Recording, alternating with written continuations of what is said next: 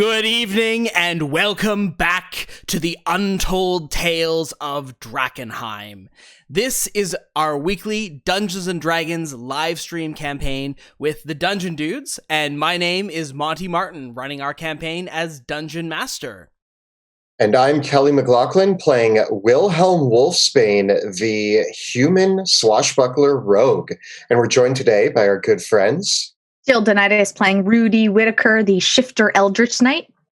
And Joe O'Gorman playing Wrath, the Aasimar Warlock of the Great Old One.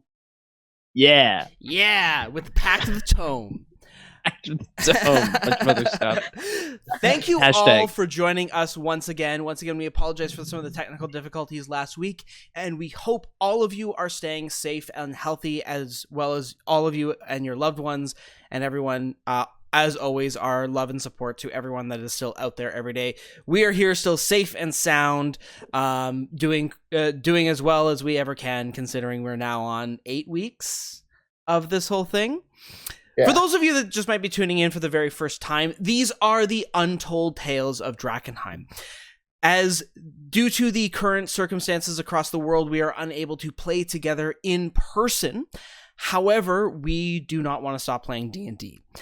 But as a group, we have not a lot of experience playing Dungeons & Dragons online. So the Untold Tales of Drakkenheim are our compromise. Rather than playing our full Shadows of Drakkenheim campaign, we're spending the next couple weeks to play one-shot and short games with a variety of characters that inhabit the worlds of Drakkenheim. Some of these stories take place at the same time as Season 1 of our original Dungeons of Drakkenheim campaign, and some of these stories are going to be taking place at other points in time, such as this evening's tale.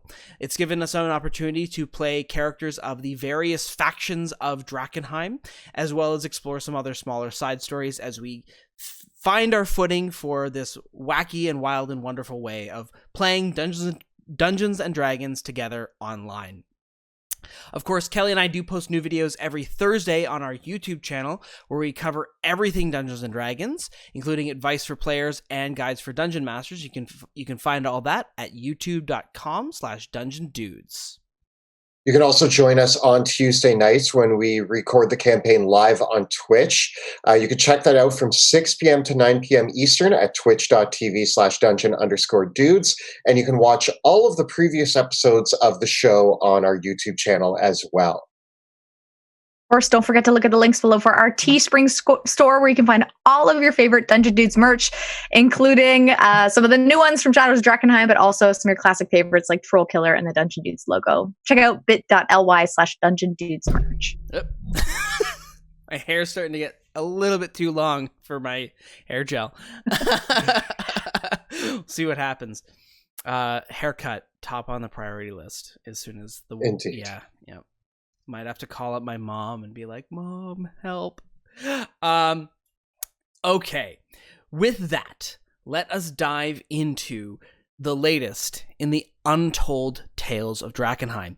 A few things for those of you watching along at home this evening. We are joining our characters from Shadows of Drakkenheim once again, Rudy, Wilhelm, and Wrath. This story takes place several months before the first episode of Shadows of Drakkenheim. So if you have watched all of Season 1 or have not watched Season 1 of Dungeons & Drakkenheim, there's going to be very few, if any, spoilers for you tonight. And if you haven't started watching Season 2 yet, you're going to get introduced to the characters a little bit. We might not go full all the way with the introductions because we've already met these characters before, but there will be very few spoilers. If you watch the first hour of the first episode, you'll know everything you need to know about these characters. I think. We'll see. So that is the framework for which we're going to play this evening. And as well, the other fun thing that we are doing this evening is we are trying Roll20 as a group together for the very first time. We've had a couple little workshops together where we got this all rolling, but we've now got it integrated into the screen so we can have a cool battle map. And that also allows me to do cool things with maps, like, hopefully this works, like this. Ooh, what is this that we are seeing? I think this might be the first time we've shared this, but this is the map of Westamar, taking us all the way to our little town of Tierhaven, right over here. And as you can see, we are a long ways off from Drakkenheim. As the bird flies, about 250 kilometers away. So there we go. This is us kind of poking around with a little bit of Roll20. So if there are any technical troubles or problems or any issues that you might be encountering, if it seems that we might be encountering, apologies for that in advance. We're still feeling our ways around using Roll20 and integrating it into a streaming sort of setup. So if any of you do have any feedback for us on how we've got things set up this evening, how we've been using Roll20, please let us know. Of course, as well, I also want to say, as we discussed last week, we are trying Roll20 of the first of many virtual tabletops to give it a shot. There are lots of pros and cons to all the various virtual tabletops out there. We're just trying out Roll20 to see how it runs for us, but we might try out a few of the other virtual tabletops, and we're very interested in hearing your feedback on thoughts on how we did that. Most importantly, for all of you playing at home, we have made the collective decision as a group that we are going to continue our honor system method of rolling physical dice. So we've all got those up. So we are not going to be using the built-in die rollers. We're mainly using Roll20 just as a tabletop sort of setup. So please let us know if there's anything, if you do have any thoughts on how we can improve these setups. We would love to hear from you on that one. With that, I think we are going to dive right in. Yeah? Very good. Indeed. Okay. So, far away from the chaos and madness of the city of Drakkenheim. Over here. About 250 kilometers as the bird flies, lies the town of Tierhaven in the midst of Ochtenwald Forest. It used to be that folks said, don't make sure if you're ever heading down to Drakkenheim, don't take the route with the ferry over by Geldstadt. Go north up to Altbrook. It'll save you at least 2, maybe 3 days off the journey if you're heading to the capital. The old folks used to say that wandered those roads. Although folks traveling through the middle of the Ochtenwald forest were never commonplace in the days before the Civil War and the meteor struck the city of Drakkenheim, and travelers coming from Geldstadt and Altbrook and other parts beyond of Westermar are even fewer and further between in this sleepy town of Tierhaven. Tierhaven itself is a small village of humans and shifters nestled in the midst of Ochtenwald Forest. This is this ancient and old forest was one where, before the coming of the days of humans, the druids of the old faith used to perform blood rites under the full moon, and there lies the town of Tierhaven. And as before there, upon a rocky crag, the Amethyst Academy keeps its old observatory, where they watch the ley lines through their agent Wrath, who has only dwelt in Tierhaven for a few years now. It is a bustling afternoon in the town of Tierhaven, for it is only a few weeks away from the local Duck Roast Festival, a well-regarded festival in the town where the folks all come together to celebrate and give thanks to their families and enjoy duck wings, roast duck, and various confectionaries from the ducks which live in the ponds and lakes in this part of the Ochtenwald forest. It is quite the delicacy indeed.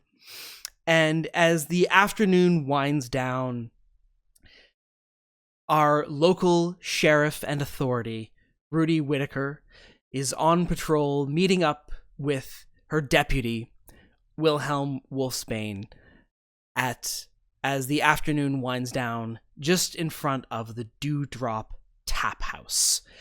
There, a few others are collecting their bearings, and the mage, Wrath, is in the tap house, sipping...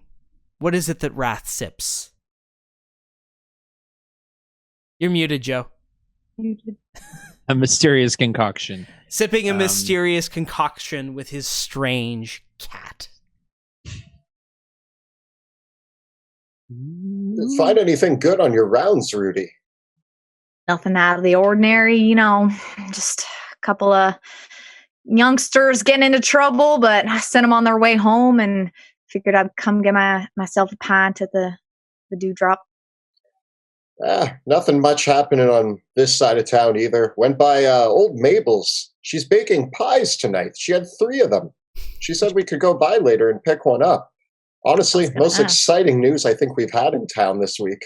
Oh, Mabel's pies. Those are just, to die for. I would have one every day if I could, but, I don't think Obby would be too happy if I started eating a pie every day. So, She's trying to get enough of them ready for the Duck Festival just around the corner, Well, we better not be eating too many of them then. Save ourselves also for that duck, that delicious duck. I can't wait. It's my favorite time of year. My family just gets all in a tizzy around it. I went out to the duck farm just the other day and I picked out which duck looked the fattest and plumpest, and I'm going to eat him. That's my goal. That's if you can beat me to him. Oh, challenge accepted, Rudy. Would you care to join me for a drink? Let's go inside. I think we've earned our one drink for the day, but we'll make sure that our presence is known so it doesn't get too rowdy in this bar as usual.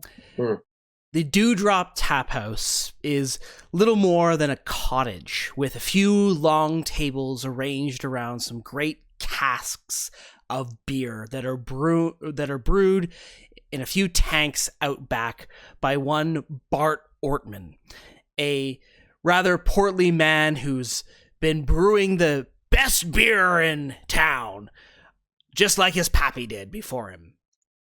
There, as you head into the tap house, Bart is already with a brew for you both, but you've not sit down for 2 minutes, just as the frothy beer comes to your lips. Then the doors burst open, and the local busybody, Danforth Little, stumbles in through the front door. Bart turns to Danforth, looks up at the sun, and says, "Danforth? I would have expected you here for a beer at least 2 hours ago. You're behind by at least 2 pints. And Danforth, flustered and red in the face, panting, in fact, as he does so, he says, the time has got away from me. I must say, it's awful. It's terrible. I can't believe it. Rudy, what? Wilhelm, you must help right away. It's terrible. Rudy, if you just don't look at him, maybe he'll go away. And I turn around and I give him a stern look and I say, Danforth, I mean, at least you're not getting in trouble about drinking, but what nonsense you going on about now?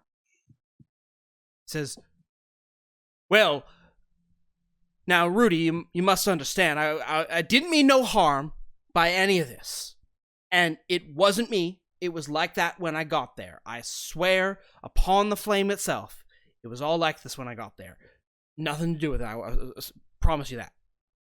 And I stand up and I say, what do you mean it wasn't like that when you got there? What wasn't like that? Well, I was hoping that Mabel would make me a duck pie today. And she said she would, but I'd have to get her a duck. And, well, I went round to the duck farm, and old Bean said the flock was out by the pond, and I paid him my coin, and he said I could go and take whatever I wanted from the flock. And I went down to the Lyran Pond, where the ducks are all roosting this time of year. Of course. And they're gone. How many of them are gone? All of them! Every single one of them! That can't be right. No. Did you check the Hurlick farm? They were wandering by there just last time you said that they went missing, and we found them all pretty quick. You don't believe me? You can go down to the pond and see.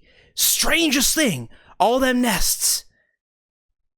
Empty, but they left their eggs. That's curious, isn't it? That is curious. We better get down there soon. Don't know what's going to happen to them baby ducks if we don't get them mamas back. And what about the festival? Well, I mean, Mabel's made a few pies, but there ain't going to be enough for everybody if we don't have them ducks. I mean, I guess we can... be enough for my 10 kids, let alone the rest of the village. Well, with respect, Ms. Whitaker, your 10 kids, if they eat even half as much as they did last year, there might not be enough for everybody as it is. So we better find them ducks.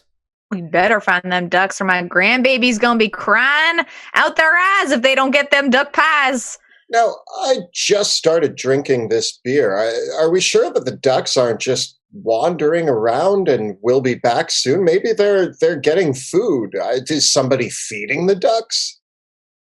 Well, something we best go take a look at, because I'd rather find them and have, Danforth here lying at his butt and come across that than actually have them ducks missing.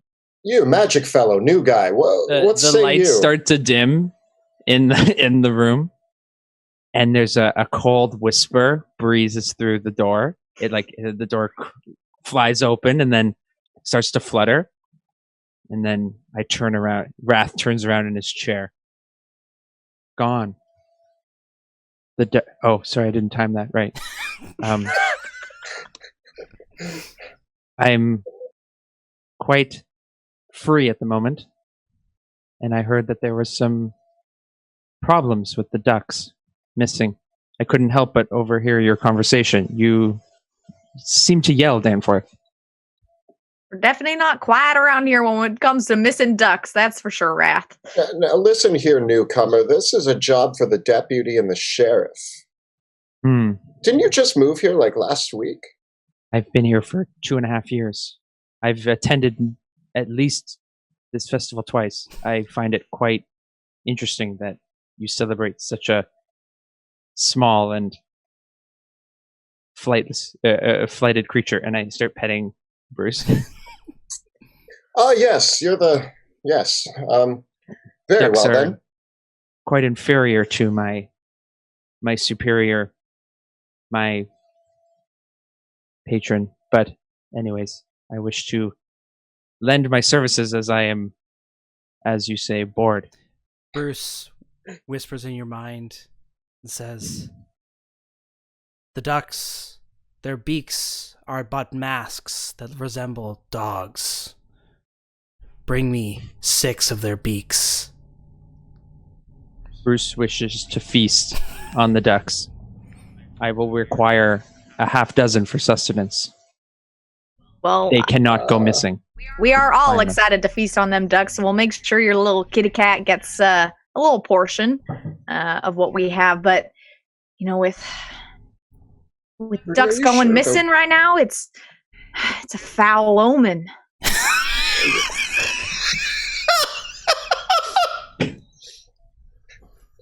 Are you sure about bringing this one along? He's bored and he wants to come on.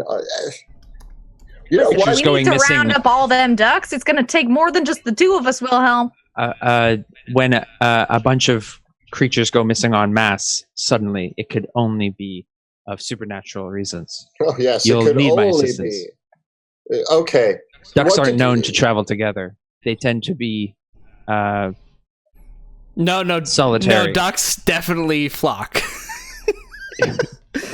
and in fact, that they do flock is more reason to be suspicious of the mystical energies that may have spurred them to act strangely.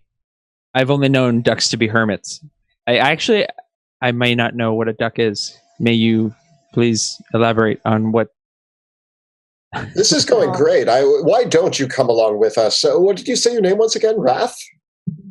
I'm Wrath. I'm part of the Amethyst Academy. Oh yes, the fancy robed fellows.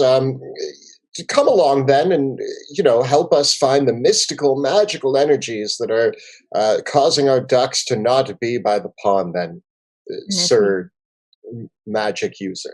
If we can't find these ducks by the festival, then the spirits are not going to be happy, and we need to make sure that we get them back for that time, or else who knows what other strange things will happen. Danforth's side goes wide and says, "Spirits? Supernatural? You think there might be some sort of curse on us all? Oh, I swear, I did not bring that curse. I don't want to be the one that brought the curse upon all of our people." And Now, Danforth, hold your horses. Don't go getting all in a tizzy about some curse. We're just saying that the spirits might have something to do with it. If you go spreading rumors, you're going to cause a whole bunch of,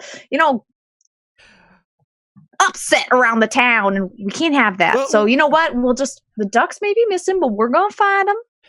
Ms. Rudy, you just must understand that I don't want it to be like that time with the goat.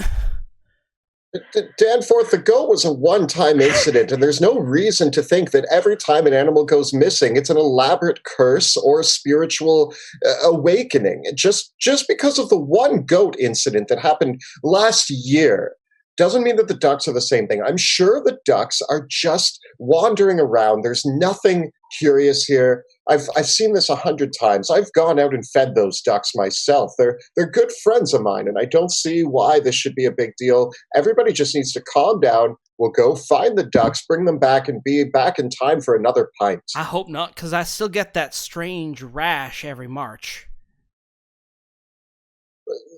Yes, that's on account of the goat, yes? I reckon. Well, the ducks won't leave a rash, don't worry. This is a very small-scale thing. There's nothing smaller than a duck issue to deal with in if this is Tierhaven. the kind of curse that brought down the goat, this could mean not only rashes, but potentially hives, or worse, even achy knees. Oh, Wrath, what are you doing? Could become more of a seasonal than an annual tradition. I suggest we move quickly. Okay, everybody come along. We'll solve this duck issue in a matter of minutes. Let's go. We'll find these ducks. All right. Lyrand Pond, the proposed site where one of the many ponds surrounding the forests and the areas around Tierhaven, is one of the larger ponds in the area. It's a short journey there. It is not often used as a water source for the people of Tierhaven, for it is a popular nesting ground for the ducks themselves. But, curiously, the locals always say that despite the foul dwelling around the pond, the water is always crystal clear. As you arrive at Lyrand Pond, in a broad clearing, surrounded by rocky shores and the trees around the side, all parting, just a short sort of beach around the edges. It's a rocky, stony sort of bank around the pond itself. You can see dotting and nestled around the rocks along the shore are dozens and dozens and dozens of nests. Some of them are under where the trees overhang on the banks of the pond, others nestled under the rocks, and there is all manner of feathers all about through the ponds, and some kind of slimy algae that the ducks like to eat is collected all along the rocks.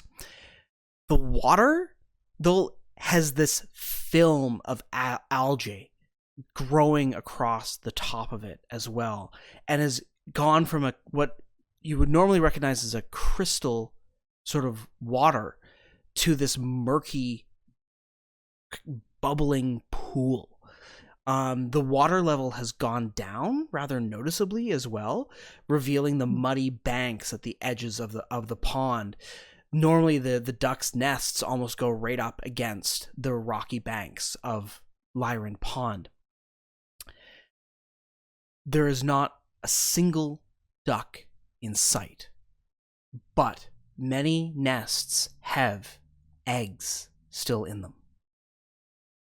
Water's a little low for this time of year, isn't it? Not quite as clear as I normally see it either. I want to go up to the edge and take my glove off and like scoop some water up. The water is murky and there's dirt in it. You can see the bits of green algae still kind of like a scum around the edges of the water as you pick it up and run it through your fingers. The water smells. That kind of smell of that mix of that sulfurous kind of manure-y smell, that pungent odor of still water. Sheriff Rudy, I suspect foul play. Okay, there's a limit to how many times you can use that pun in this episode. Are there any other animals in the vicinity? Give me a perception check. Ooh, 6. 6. There are traces that other creatures have been around, but as you can surmise, many of the eggs are still here, and eggs would normally be a fine meal for many scavengers. Why take all the ducks and not the eggs? If I start looking at some of the nests, I want to see if there's any like footprints of ducks or otherwise, or anything that could allude to either were ducks here recently or were other creatures here recently. Great. Give me an investigation check. I got a 14. Looking around the edge of the water, you see in the mud several booted footprints. The number of these creatures is not clear, but the feet, aside from one heavy pair of feet, and what appear to be perhaps some wheel marks, these would be but the feet of children, perhaps. Along the edge of the water, one of the pairs of feet goes right into the water's edge, and there, where the water is broken, there is a shattered glass vial. I reach down and I kind of scoop up the vial, and I'm going to like examine it and see if I can figure out maybe what its purpose was or what it may have contained. Looking in the vial, there are some strange looking pigments inside it. Maybe bits of some herb of some kind? You don't recognize it. Rudy, Raph, in town, is there any reason for the children perhaps to be up here causing mischief? Or do we have any halflings in town that you know about? I mean, the kids would know better than to do something like this to the ducks. They know they're just as excited about the festival as the rest of the town. Even the mischief causing ones wouldn't do something like this. It's true. Even the problem makers are excited to eat duck. Mm-hmm. There's this strange vial here. It seems to contain some sort of herb or other ingredient.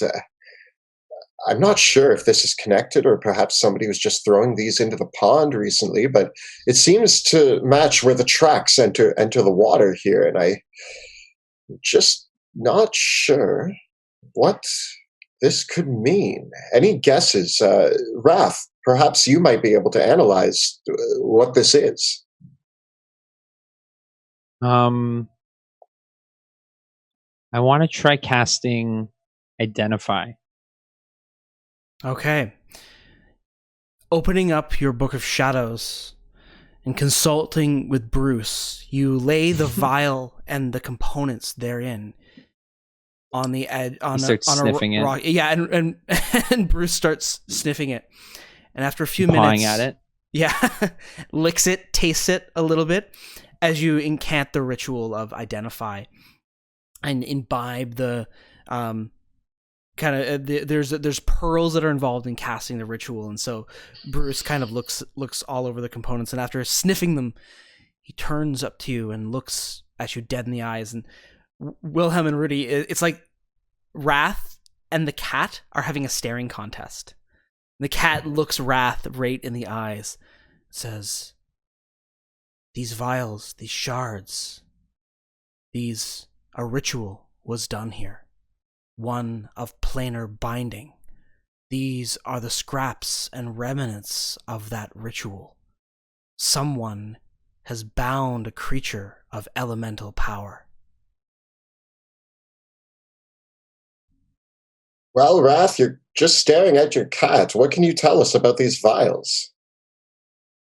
I'm going to look around kind of like suspiciously. Something is casting powerful magic. Oh, yes, it's always magic, Wrath. It's always magic. It's an elemental force that was harnessed here. I can only assume water. Well, there have been known to be spirits near the pond. You know, the locals have said they heard singing, and we always know there's some sort of protection around it. That's why we knew it prospered. But if someone's doing that kind of magic, they're not from around here. I've never heard any singing by this pond. I don't know about all those spirits, but I do agree that the townsfolk do talk of them. I remember hearing it when I was just a young woman walking by and, praying to the spirits that they bring prosperity. And I heard it singing across the lake. It's the most beautiful thing I'd ever heard. I know it's real, and I know there was something here helping this place. But if it's gone, and I kind of gesture around, it's probably the reason why the ducks are gone or why this place looks so deserted. My father used to keep ducks back in the day. It was a hobby of his. So I grew up with these creatures. They're quite enjoyable if you get to know them, and they have been known to do zany things from time to time, so much so that my father even told me once as a kid, never underestimate a duck, Wilhelm. It's even in my rule book. Rule number 83, as a matter of fact, is never underestimate a duck. Never understood how it made it in there, but here we are, once again in my life, dealing with ducks. So now we think that there's mystical presence involved with why these ducks have gone missing. What do you think our course of action is to find them then? Wilhelm, you've identified some tracks of either children or possibly small people. Do you think Should you we could follow them? the children? I can follow the children's trail, of course. It could at least bring us to our next clue. Well, and there's more than just that. You said there was wheel tracks or something along those lines. Looks like there's a large set of footprints. There's several small sets of footprints. I can't make out the number. And then there's they had a cart of some sort. It looks like a little group came through here. Strange. Perhaps. Well, I'd say before we start doing it, I'd feel mighty more comfortable if we could cover these eggs just in case some predators come by and want to protect them for those little mama ducks. Very well. Let's get some shrubberies and debris and place them appropriately to hide the eggs. protect Creating the a sort future of ducks. camouflage. Cover them. Yeah, just so they stay warm and Okay. covered. I'm gonna take a few. Eggs? In case what if we only get to have a couple omelets, or Leave them eggs alone. or we could only They got take a little couple baby cakes. ducks. We need the next generation of ducks to survive this. Rudy, an Yes. omelet does sound pretty good, I won't lie. Have you ever had a duck omelet? Yes, I have. They are delicious. Yeah. Let Raph have his duck omelet. He just moved here. Let him At show best, we should show him the keep them delicacies. Been safe. here for Uh, 2 years. Oh, sorry. I keep forgetting. I'm used to being the new guy. So you're still the new guy in my books. I'll figure it out. Don't worry. Not a lot of new people come here, which is what's You're the even newest. more interesting, because I thought we would have noticed a caravan or Of children? Probably. Probably. They an would have made entire caravan the of amount children. of noise. Were there any caravans of children spotted near town recently? None Oh, that I very know well. of. This proves to be the strangest day that I've had in Tierhaven in some time, since the goat. It's true. Well, let's follow this trail. I suggest you be on your guard. We don't know what could be Take my lurking in the axes out. forest. I am nonchalantly just wandering. I don't believe that there's any trouble here. I'm on high alert. As you head along the trail, following the trail, what I will do is I will have Wilhelm, you found the trail initially, so you can give me Yes. either a investigation or survival check if you're going to take point. I will. Do any of you want to help Wilhelm navigate? What is it? Can I be casting guidance on him constantly? And I have my back. Sure. I'm touching his Yeah. back, and Yeah. I'm just like In, looking around. in fact, This is the Guidance most is a fun I've D4, had. right? 2 Give years. me an Arcana check there, Wrath. Little shaky today. 2. Okay. Not too much of a help there, so you can use guidance to aid Wilhelm. Rudy, would you like to help out as well? Yeah. Okay. You know this area quite well. So if you're helping Wilhelm, you can give me either a nature or perception check with advantage, and you'll be able to know you might be able to figure out, based on Wilhelm's check result, what direction they might be going based on local landmarks. So I'll get I rolled a 15. 15. And Wilhelm? Rolling investigation with guidance. Ooh. 25. Okay. Ooh. You follow the trail through the forest, along the wagon line. And it's not long before, as you follow this trail, Rudy, you realize that, and both of you kind of come to this realization together, that the trail of the tracks has actually connected up to a old forest path.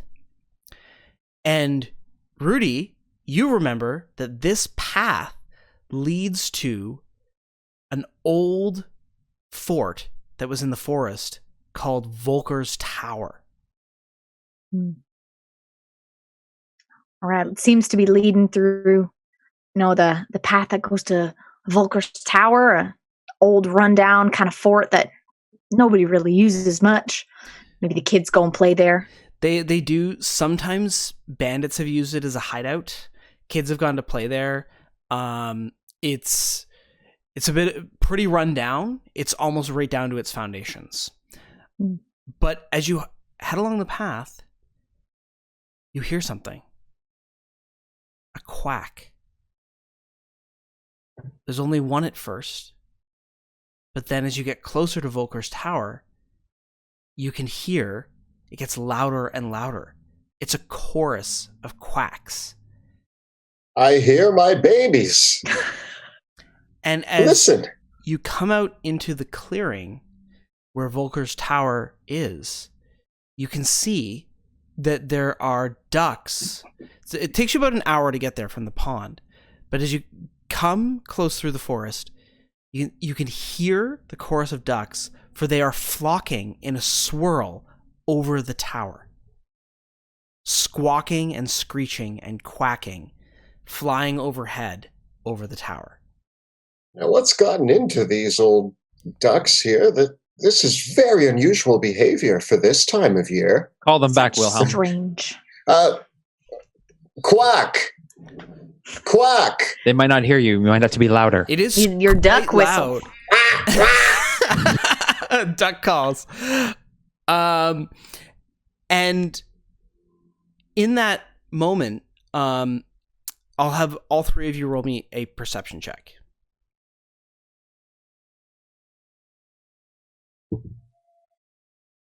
$18.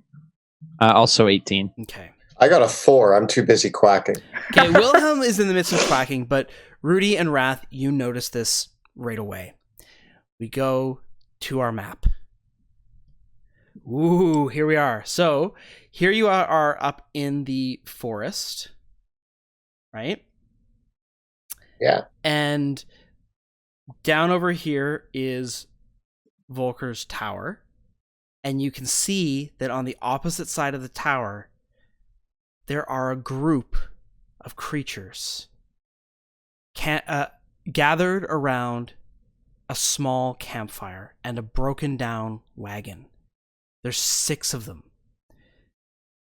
You can see it through the tower. The tower itself is this squat square tower with just the middle section of the tower is still standing up it's almost like a rib cage of a corpse falling apart in the middle. It is overgrown with grass and tumbled rocks, and here and there are bits of the remnants of the weapons that were kept here, an old and battered shield. Up against one of the walls is what looks to be the remains of a ballista. There's a few rocks and other weapons, some barrels of arrows that have been knocked over, broken down timbers. The roof is completely gone.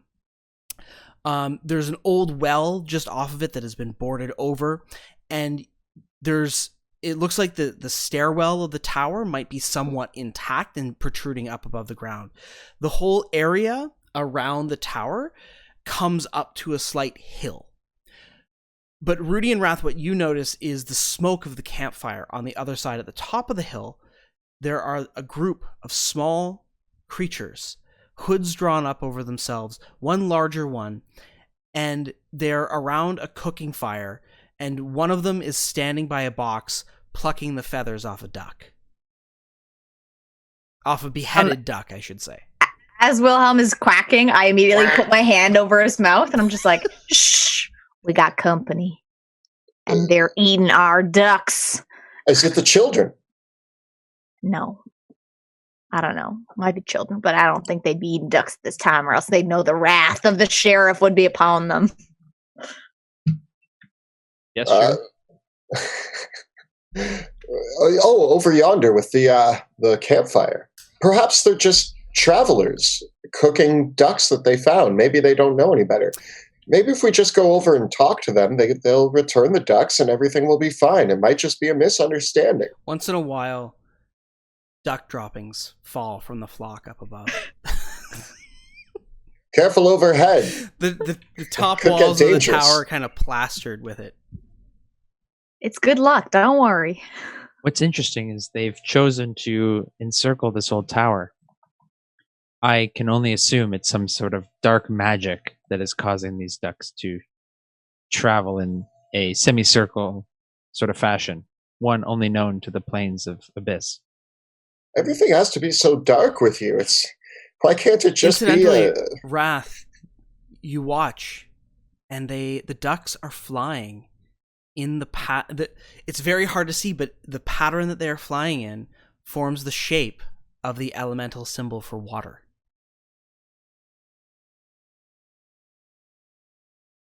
If they are children, they must be reprimanded. And if they are foreigners, they must be executed and arrested in that executed order. And then arrested?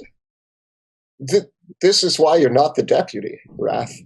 You think we should get a little closer to get a better look at them? your call, Sheriff. I feel I may overstep my jurisdiction. However, when it comes to elemental magic, I can only assume that they are dangerous and operating outside of the Amethyst Academy's laws. You're sure you feel a magic here?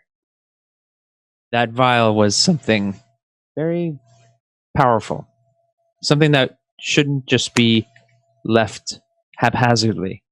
And the fact that they're interfering with the festival means they might be onto something bigger. Oh. Also, I'm very bored. This town is quite slow in terms of current events and news, and I really am looking for something to do. Honestly, this is the biggest thing that's happened in this town in some time. This is much bigger than goats. And the goat was fantastic, and I thought that would be something that would return within a few months, but alas, it's been a while. You know what I'll do? I'll send in Houdini. I'll look through his eyes and get a little bit more of a vision about what's going on over there. Very well. Bruce will stalk them as well. So kind of like my eyes roll back in my head, and Houdini like flies off to. Where would you like to send Houdini? Kind of on the outside of the trees and perch on the closest tree that's near the group of them. All right. Well, why don't you take control of Houdini and move Houdini where Houdini is Hey, oh, cool. Where is he? Which one? This one? Yeah. Okay. So let's just read. Still gotta get used to this fun thing. Okay. So Houdini flies up through the flock and back down into one of the trees. And as you and I'm pretty sure you're in range still to correspond telepathically with him. Yeah. I think it's with 100. Within 100 feet. Yeah. Let me just That's actually exactly 100 feet. Perfect branch. You chose the perfect spot. Good job. So, as Houdini flies down and you slip into the vision of your familiar, you can see that the huddled figures have long, scraggly noses, some of them covered in warts, and long, pointed ears, and manes of dirty and dingy hair. And they wear ramshackle amounts of leather, carrying maces and a shield, and a few of them have crossbows as well. From their mottled features and pockmarked skin, you can tell that these are goblins, scavengers of Ochtenwald Forest. And in the midst of them is a large bugbear who comes up beside the small goblin, plucking the feathers off the duck, slaps him in the side of the head, grabs the duck, rips the wing off of it, and starts stuffing it in his mouth raw. Duck. Our ducks. Rudy, what do your owl eyes I come back see? out of it and I say, guys, these are not children. They are not any sort of creatures we want in Tear Haven, and they are eating our ducks raw. What are they? Goblins. What are Bugbear. goblins doing this close to Tear Haven? They're usually much deeper in the woods. That's what I want to know. I say we take care of them and maybe keep one of them alive to ask them what's questions, but I'm tired of them causing trouble in this place, stealing our ducks. Well, and I pull out the book that's strapped to my side, and I open it up, and I'm like, well, let's see here. Father's rules. Rule number 1 is always have a plan of attack. So what's our plan? I start moving towards the tower. Okay. All right. I strap the book and back I start on. slinking towards the tower to try to get in. Rule number 2, always make a stealth check, wait. Raph, and show me where you're going to move to. I'm going to move through that opening there. Okay, make a stealth check. Ooh, okay. 18. Okay, Rudy and Wilhelm, do either of you want to reposition? Seeing that Raph has started moving, I immediately, I'm going to, let's see. I go to Wilhelm and I say, "You go on one side, I'll come around the other, so we can make sure they don't run one way." And Do you want to take left or right? I'll take the left. All right. I'll go the way the cat went.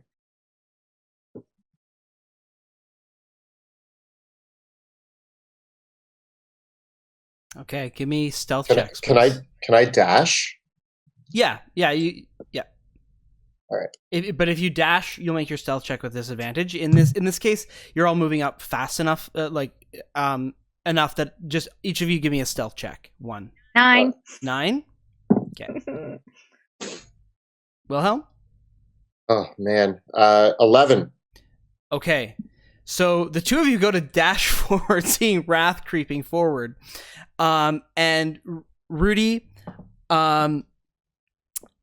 as you do so, a tumble of rocks crashes down, and a piece of the roof kind of falls down as you do so. And Wrath, as you run around over towards the well, you're in a. You don't have any line of sight directly towards the goblins until the last spot, but as you do so, a strange thing happens. You head forward towards near where the well is, and you can see in the middle of the tower around here. Let's just make sure that is updating. Oop.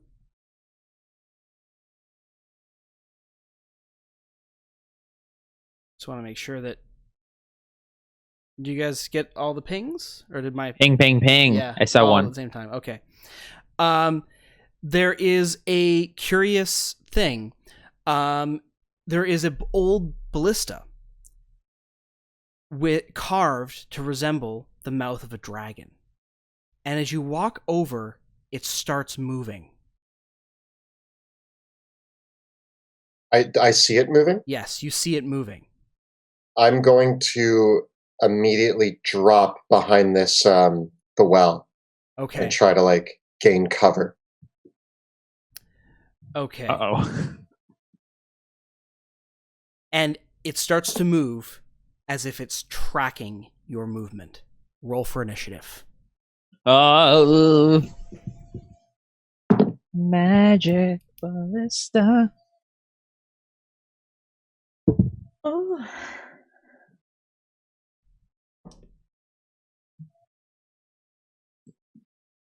That's a 25 for Wilhelm. Okay. Wrath? 6. And Rudy? I'm mesmerized by a 15. dragon ballista. I think it's going to shoot that one-eyed man.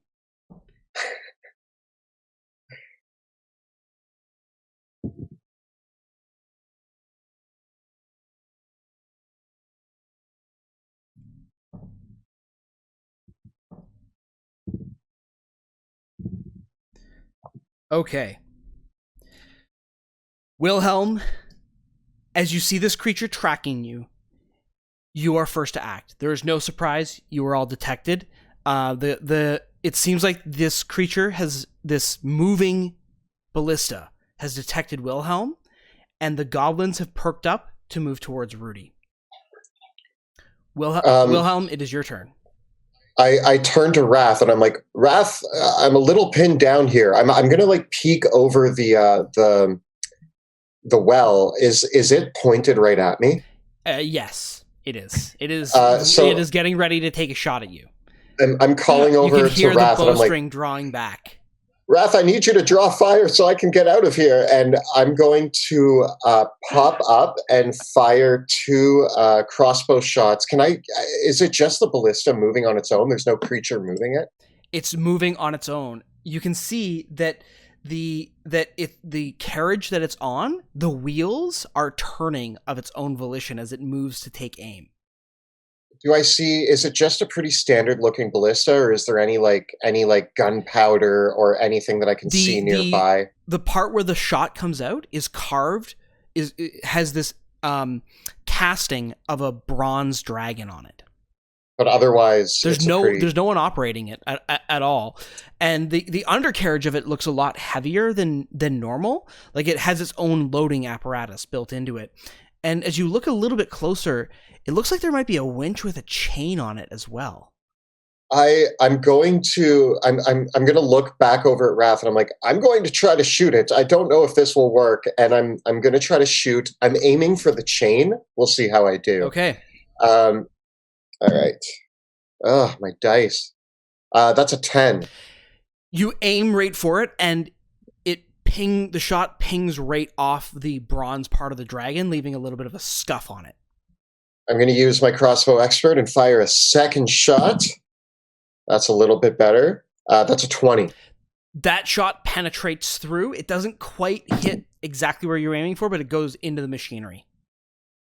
I do 9 damage. Okay. And I duck back down behind the well and look at Wrath, and I just shrug. All right. Rudy, it is your turn.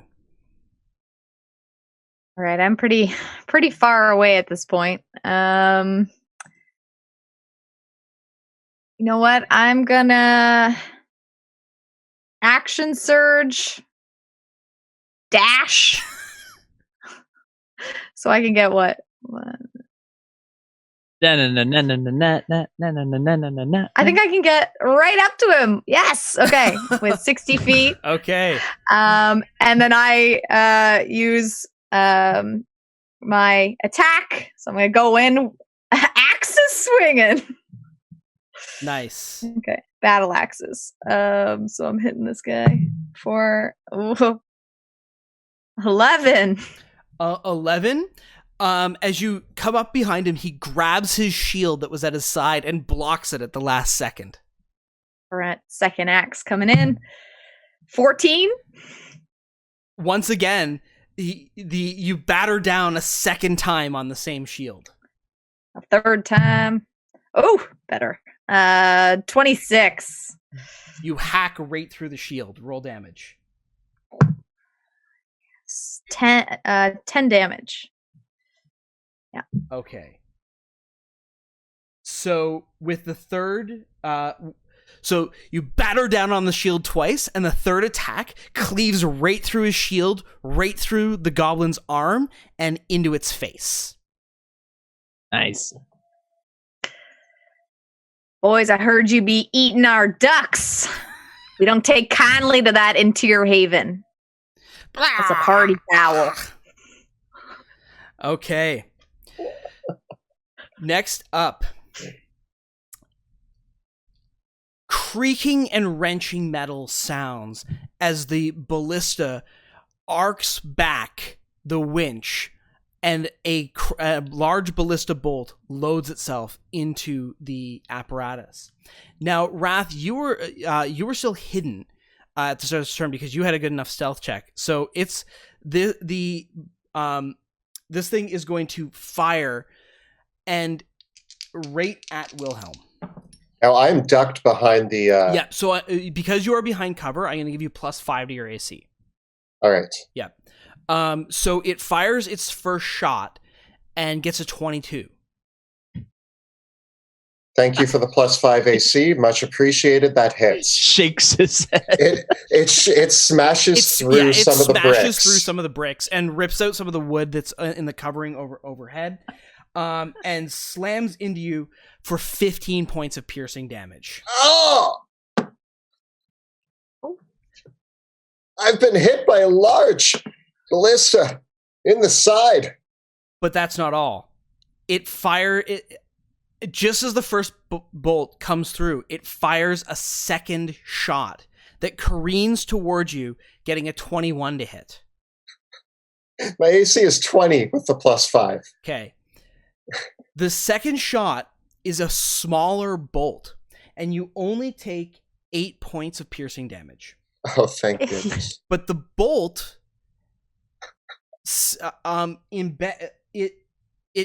embeds itself in your clothes and sticks into you, and you are grappled. And quite suddenly, there is this wrenching sound, and you realize that the chain is attaching you to the crossbow, to the ballista, and it starts cranking it, and it reels you in. How far? All the way? Yeah. Good. Perfect. As it pulls me in closer, I'm like, this is where I want it to be. Just before, did you want to use your uncanny dodge, your luck points, or anything? Oh, that's great that you brought that up. It's been a while. I would love to use uncanny dodge on that first hit because I meant to say that because I'm smart and I remember this character. Yeah, so it cranks you in, and you're rate pulled up to it. With that, we go to the goblins. The goblins spur into action, and a few of them say, they look down and just see that you leaped over and cleaved through their friend, and they utter in goblin, and it's perhaps your best guess is the goblin banter that comes back towards you is something of you killed Diz! We're gonna carve you up! And the goblins snarl and race towards you. And the first two make their attacks. Rudy, the highest is a 16 and a 7 to hit from the first one, and from the first two. And the other fires his bow. This one right here is just going to fire. Oop, I just moved him way off the board. He is going to back up a little bit, though, and fire his bow at you. Getting a 10 to hit. Nope. And amongst them, there's one that he's wearing a chain shirt. And he's got a rather nice scimitar that he's carrying. And he said, and you hear him utter out, "You runts! Let me show you how it's done." And he scurries forward, and then makes his attacks, and neither of his attacks hit either. And all three of them, seeing this, they all use their nimble escape to disengage and move, and they go, "Run away! Run away!" and skirt away. Rat, all right. And Wrath, it is your turn. Okay, I see this demon machine stab into Wilhelm and rip him from his cover. I'm being pulled up a wall right now. How did it? Can I see how it functions? Like from the side? Like, do I see how it's? It is as if watching it all over. The intricate machinery is loading bolts up from its own carriage and putting it into itself. It is an animated ballista, but one that has been that with some sort of combination of arcane machinery. It is It is able to do this. It is a complete automaton. The best way to describe it would be clockwork. Wow, that's cool. I'm gonna send Bruce in to assist with Wilhelm's. Okay. And I'm going to, as I approach, I'm gonna take some. As I approach and kind of look at it, trying to figure out what it is, I'm like, Wilhelm, hold still, and I'm gonna shoot going anywhere, with things out of my hands. Can I hex it? Yeah. I do that. Okay.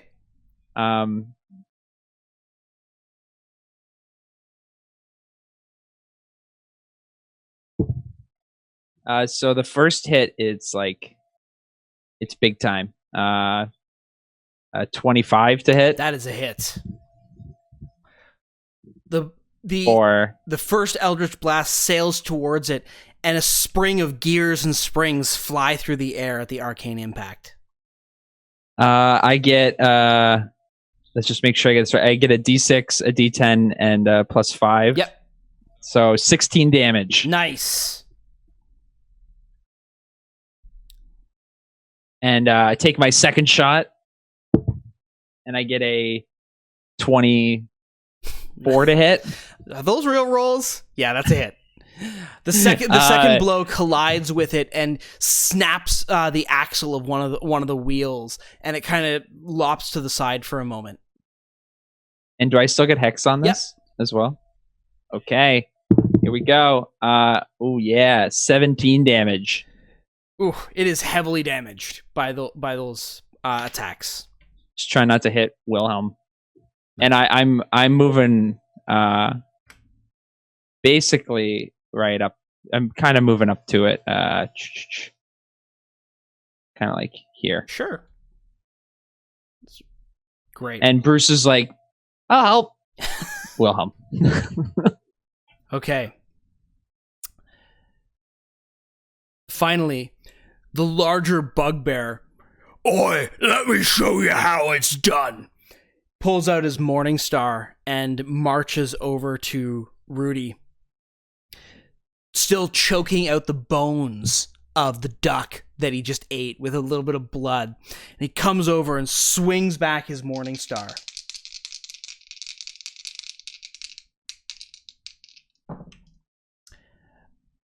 Getting 15 to hit.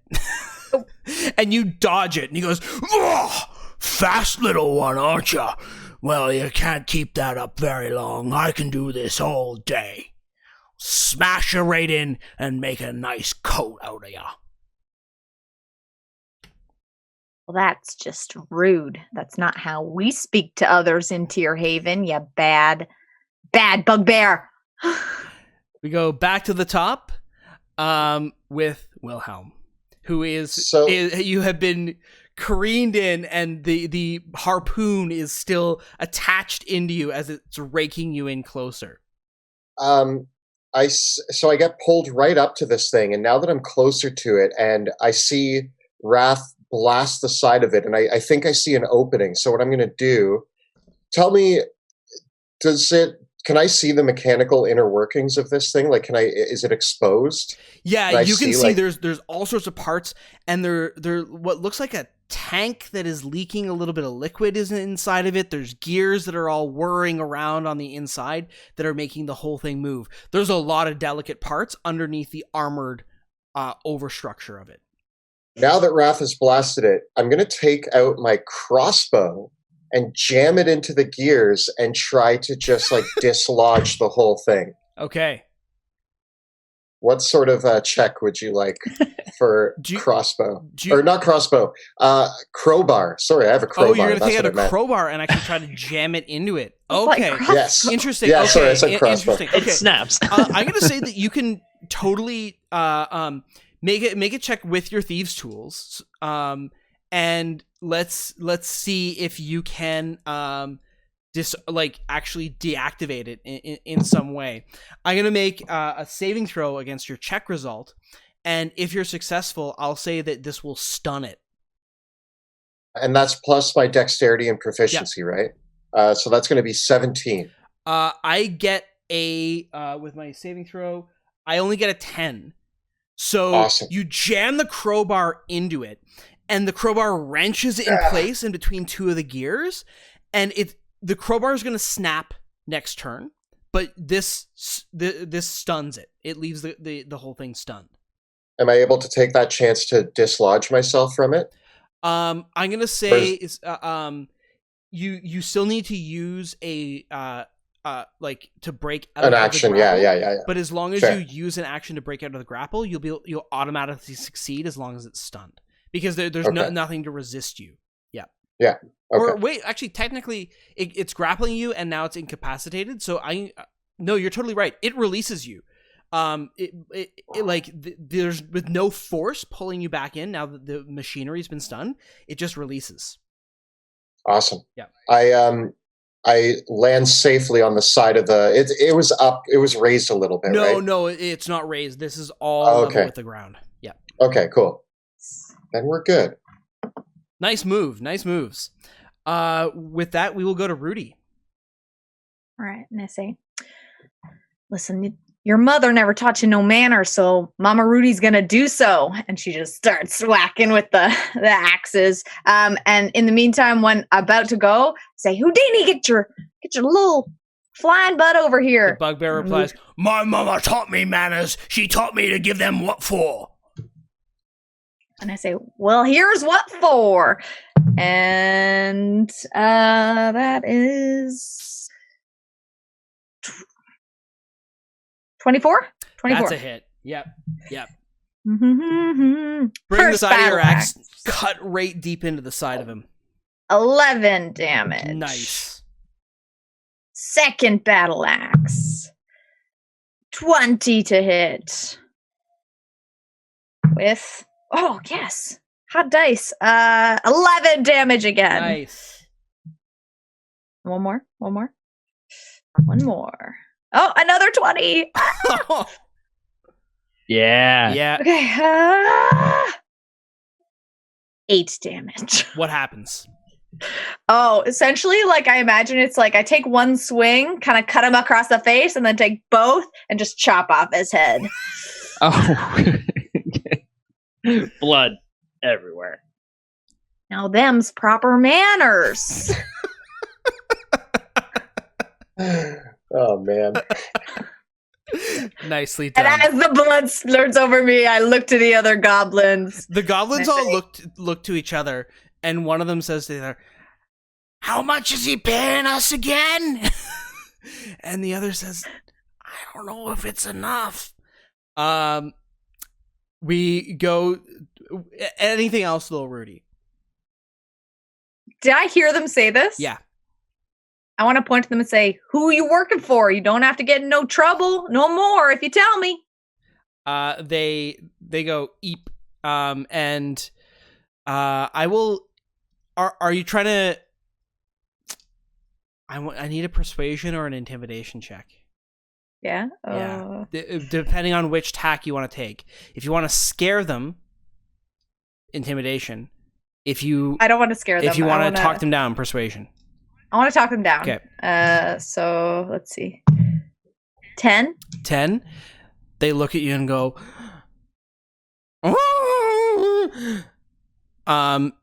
look like they don't believe that you're not going to hurt them. they don't trust that. Yeah. We'll go. The bolter is stunned. The goblins, on the other hand, with the he's gone. They start booking it into the woods,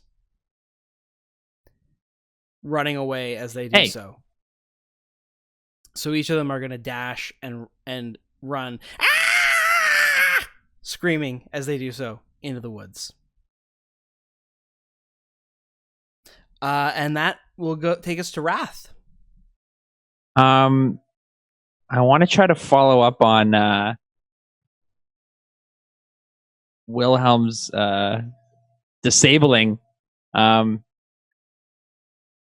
want to take.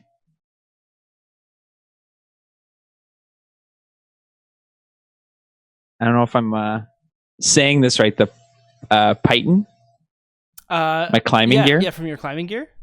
And I'm gonna jam it in with the crowbar to try to fully just like stop this thing. So I'll even take the hammer. Okay. just drive it in. All right.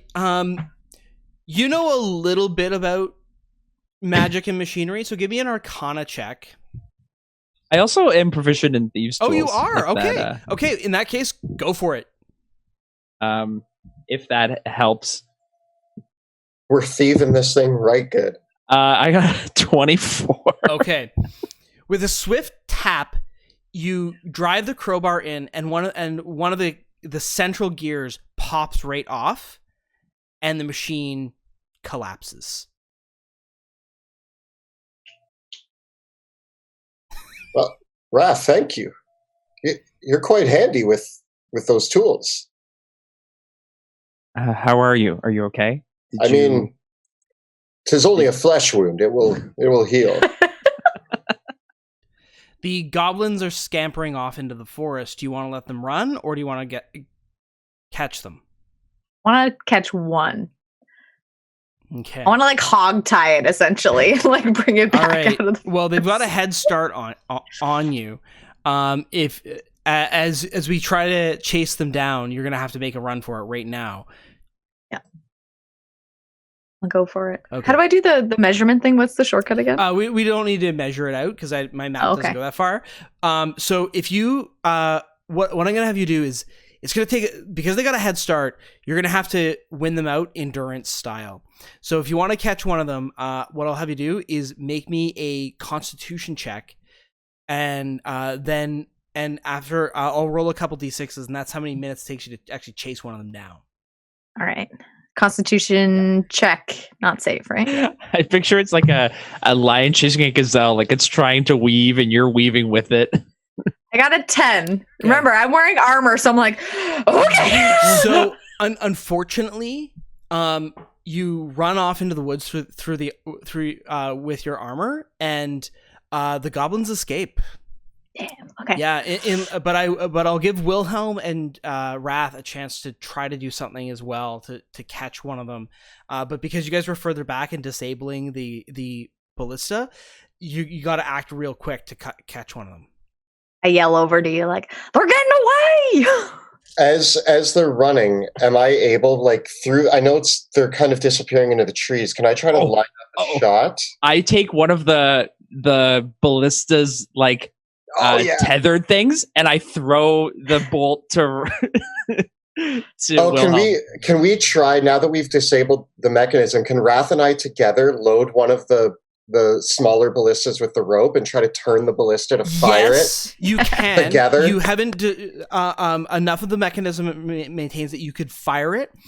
It will probably break if you fire it one more time, though. So you got one shot. All right. Okay. You got one shot with it. Go for it. And I hold your back and I say, "You got this." And I cast guidance. Okay. That's plus a D4. This is going to be an attack roll. Don't forget you have lucky. Okay. Don't forget about lucky. Yeah, and drag him back from the woods. Anything? Pardon?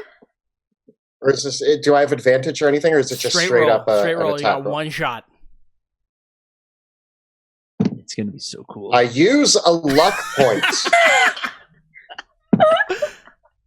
All right.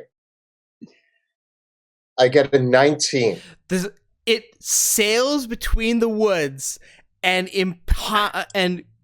manages to get one of the goblins in the back of the leg, and he's screaming, "Help! Help! Help!" And the other goblins yell back. In. The other goblins yell back, and they say, "Sorry, Flint, you're on your own." We got questions for you, Flint. I feel like I ran into the woods and I'm like, oh my God. And then the ballista goes past me and I'm like, guys, and I see him being dragged back and I'm like, good job, guys. And I'm like clawing into the ground. And I just turn around and start walking back slowly as I see him being dragged by the ballista. I'm like, oh, we got one. All right, good job, boys. And the mechanism of the ballista, after firing the shot, it collapses, and you actually have to drag him back by the chain. Are you guys strengthy at all? He's a fighting goblin. No, it takes both of us to round up one goblin. Bring back one goblin. All right. As you drag the goblin back towards the camp, I think that this is a perfect spot for us to take our break. And we are back. We have all taken our short rest. We have scuffed down our respective snacks. And I actually had some roast bird, not duck, but chicken. It's almost as good as my straight up block of cheese, but so teach their own. The truth of the matter is that we actually did have duck for dinner a few weeks ago, and that was why. That's where I was like, duck is really good. And I'm like, let's do a D&D story about ducks. That's where it all came from. Oh, man. But we are all back from our break. And we are ready to play a little bit more, but we got a few things to go over before we jump back into it first. Joe, how about that audio? Is it back? It is not back. Tabletop audio is not back yet. That is the last. I'm still. it's the Was it playing? What a setup! It has been. Yes. So the music that you heard during the intermission and before the show, and the music that we normally use all the time is tabletop audio. Joe, tell us about it. Well, one thing that I love about tabletop audio is that it's all free and it's all there for you to enjoy on your own games. We do have to give them a shout out for orchestrating our own custom song for our intro to Drakkenheim. We've used it forever and we can't wait to get it back up and running, but you can use it right now in your games, whether they're live plays or with your family at home. Check it out, tabletopaudio.com. Actually, the really cool thing about tabletop audio, and I haven't done this yet, and actually maybe this would work. I didn't realize this. I literally just realized this now. Tabletop audio tracks, I think, are built into Roll20's jukebox. Hey. Ooh. So I think I could pipe them through that way. It's tricky. That's it's tricky. what we'll try next week. The tricky thing is, for those of you that don't know, we actually don't hear tabletop audio when we play, because of the way the audio routing with live streaming works.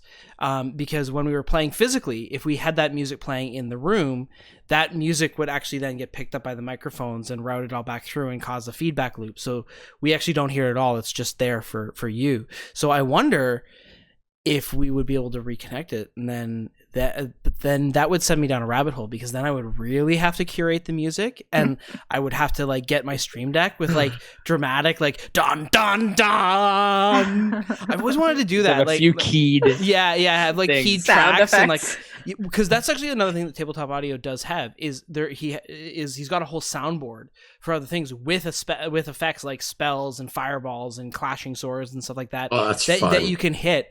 It's just a lot to manage in the midst of everything else. So, maybe we'll have to try that out. It is cool stuff. Kelly, what you got for us? Well, if you're enjoying the stream and you would like to help support our work, please check us out on Patreon. You can find out how by following the links below or at patreon.com/dungeon_dudes. Also, keep in mind that we do have a phenomenal Discord community. So if you are a member of our Patreon, you could join us on Discord and chat with all of us about anything that you'd like to regarding D&D or other nerdy topics. We're on there a lot, and we're always having a blast chatting with all the people on the Discord. So find us on Patreon and join our Discord so that you can hang out with us all the time. And a massive thank you just to all of our current Patreon supporters and Twitch subscribers and all of our viewers and subscribers as well. Thanks to your support, it is possible for us to continue doing this show, given the current circumstances and in general. So thank you so much for being an amazing part of this project as a whole, because we could not do it without you. Whether you are supporting us on Patreon or just watching our show, we wouldn't get to do this without you. So thank you. Thank you. Don't forget to look at the links below for our Teespring store, where you can find all of your favorite Dungeon Dudes t-shirts, including classics like Troll Killer, Yes, Yes, Yes, and then some of the new ones from Shadows of Drakkenheim. Check it out at bit.ly/Dungeon Dudes merch. And with that, let us return to the shadows. So going back to so as you drag in the goblin with the hijacked bolt thrower, he comes screaming through, the screams resounding over the quacking ducks overhead. As I'm reeling him in, I turn to Wrath and I'm like, good sir, that was clever thinking. Well, I just thought we'd use some of their tricks against them. Excellent. I guarantee after a day like today, I shan't forget your name again. Now, what are we doing with this goblin? I walk up to the goblin, huffing and puffing from the forest, and say, well, if you hadn't have run, I told you all I wanted to know was who you were working for. You wouldn't have got a ballista in the leg. I'll never walk again. Well, that's your own fault, isn't it? Little dramatic. He's crying. I'm looking, I go over and I look at the wound. Does it look like he'll never walk again? No, it's a complete flesh wound. Sir Goblin, it's just you'll walk. I was shot with the same ballista and I'm fine. You'll be fine. Just why are you stealing ducks? Stealing ducks? We ain't stealing the ducks. They just followed us here. Makes for good eating. They just followed you here. Yeah, it was like nothing. We just, we were just doing some work. We just had a job, and all of a sudden we go down to a pond. Our boss, he hired us to just be a little bit of muscle and help him out as he did some work, and so we follows him around, and he said we can set up shop here, and all of a sudden, one day we see this flock of ducks at the pond, and the next day they're all here following us, quacking all about. I mean, it would be annoying if they weren't so tasty. Is your boss that guy over there? And I point to the decapitated head on the ground of the bugbear. No, that unfortunately is my best friend and life partner, and you murdered him horribly. Right, I did murder him horribly, but this got awkward. I'm uncomfortable with questioning. That was Big this Bog Barnfist. I saw him crack so many skulls you would never believe. Real thing of beauty, those fists. But, we ran a lot of gigs together. Guess this was the last one. Always knew something was going to do him in. Just never thought it was going to be getting decapitated in the middle of a forest underneath a group of swarming ducks. Out of all the ways you could die, that probably wouldn't be the first one you would guess. I would assume. He goes up to the head and looks in pulls up the head and is like, poor Big Bog. Doubt he even saw it coming. Oh, he saw it coming. It was right in front of his face when it was happening. But that's what happens when you come in here and mess with my town. Well, look at... You already got rid of Big Bog, and my cousins have all run off into the woods, and to be perfectly honest, I'll give you the insider info if you let me take a couple of these ducks and give me some gold. Now, those ducks are the property of the nearby town, and you have no right to take any of them. And as a matter of fact, you haven't really told us anything of value. You say that you just wandered by that pond. There was footprints of you and your friends all around that pond. So the ducks didn't just follow you. You clearly went there. You left something in the water. There were traces. No. That wasn't us. That was. Well, see,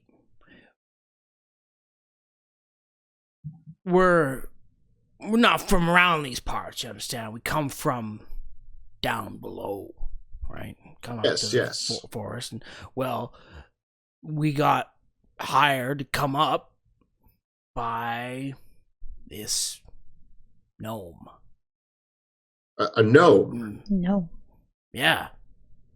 Don't normally take work from gnomes, but this one was paying pretty good. He needed some help. Sounded like easy work. I'll tell you more, but you gotta give me some ducks and some gold. You do realize that you're in Tearhaven territory. You're past the borders of Goblin territory, and you've entered our lands. I pull out a small knife. It's ceremonial. You can see there's like engravings and marks on it. And I crouch down and I get right in this little goblin's face and I say, listen, little monster. I'm going to take your leg and I'm going to feed it to my cat if you don't tell us where this gnome is. And then Bruce is behind me and he's just licking his lips like he's licking his chops. And his eyes are like a devilish red. He might make a good investigator yet, Rudy. Give me I ain't against this method. Give me an intimidation check with advantage. 28. I'm scared. He wets himself and promptly says, "Oh, okay. Don't feed me to your cat. Don't feed me to your cat, please. Anything but the cat." I've seen his cat eat worse than you. All right. His name's... You tell us where the gnome is. You tell us who hired you. Nightforge is You'll be his lucky name. if you keep that Nightforge. He was paying us just some gold and said he just needed some muscle. he's gone all Not down there Forge. with all his contraptions and stuff, and well, he said that he needed us to watch his back while he did something in the pond. And I thought, oh, he just needs to take a leak, you know? Take a doozy, take a deuce, right? And he goes out there, and he pulls out this bottle, and I'm like, why are you going to go in a bottle if you got a pond right there? It's perfectly good. And I'm watching him, and, you know, because you got to look. And and he says, well, he doesn't whip it out or anything. He's not going. He's doing something with this bottle. I mean, I thought he was going to whip it out, but in any case, he goes. Get on with it, Goblin. Yes, is this and imperative to the story? And he takes out this bottle and he puts it in the river, and I think, oh, he's just getting a drink. He's getting a drink. And then all of a sudden, it's like he sucked half the pond away.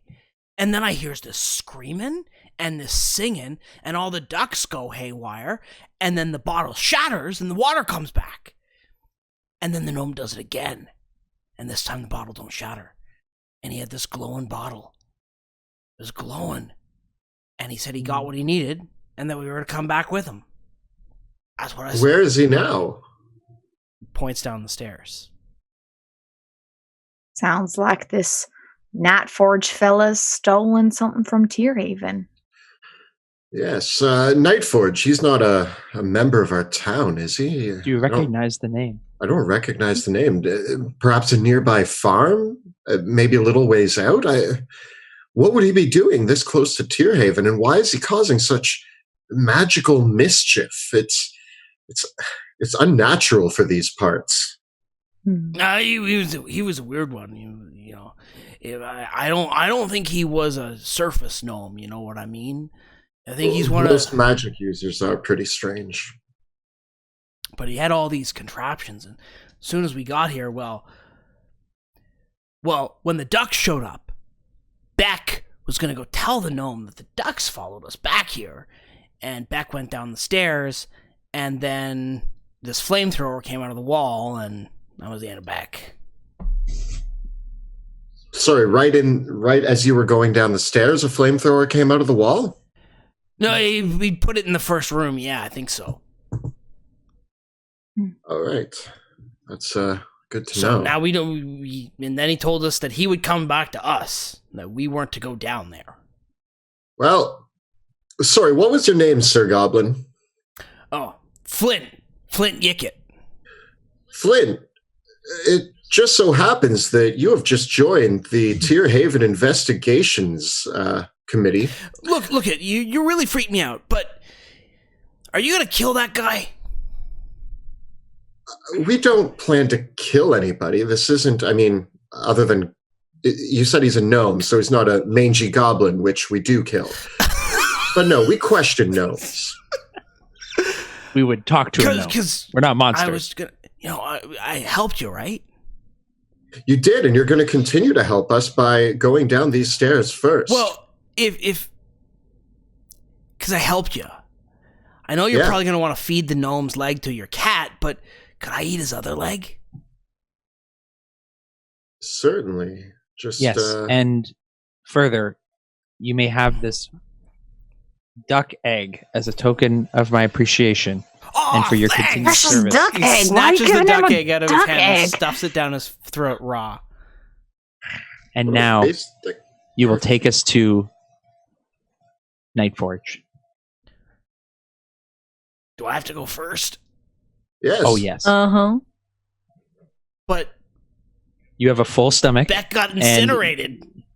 Yeah, and you've warned us of that, so you should be able to avoid it. And tell us how to avoid it. So carry on then. But I thought I was... You're going to kill me. I pull out my crossbow and I point it at him, and I'm like, you can either die now or you can possibly live by going down these stairs. Bruce is getting hungry. The two of you can make one more intimidation check. I'm just standing back being like, y'all doing a bang up job. I got a 14. I got a 15. He goes, okay. This is dark. Is there any shields around? Yeah, there's some battered shields. You know what? If I can find some armor to go put on him, I say, here you go. Hazard. Give him like human armor, like just like an old helmet. And This is your hazard pay. As we're dressing him up, I'm going to give him a bit of a pep talk. I know he's scared, but I'm like, listen, we were about to go down there anyway, and you've been running around these parts, eating ducks and living life to the fullest, I'd say. I mean, what's a little... You said you're working for this man, so... What kind of an employer is he if he's this dangerous? Clearly, you should just be able to waltz in there. Let him know you're coming. We already know about the fire trap. How many more traps can there be, little goblin? It'll be fine. I'm here. I'm behind him being like... I'm here to support you. I'll keep my eye on you, you see? You'll be safe. Okay. I'm going to stand at the top of the stairs and take a peek down. Okay, so looking back at our map again here, I'll go get... So, the other goblins have run away here. We're recruiting. Our numbers have grown.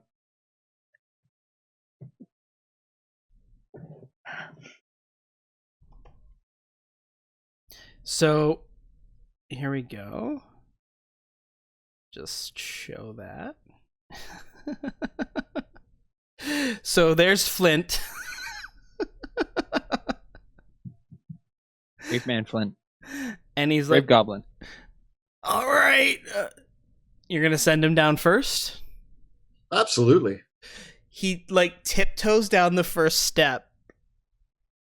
And there's this moment where he looks back at you as the tip of his toe touches the stone and nothing happens. You're doing excellent, Flint. Okay.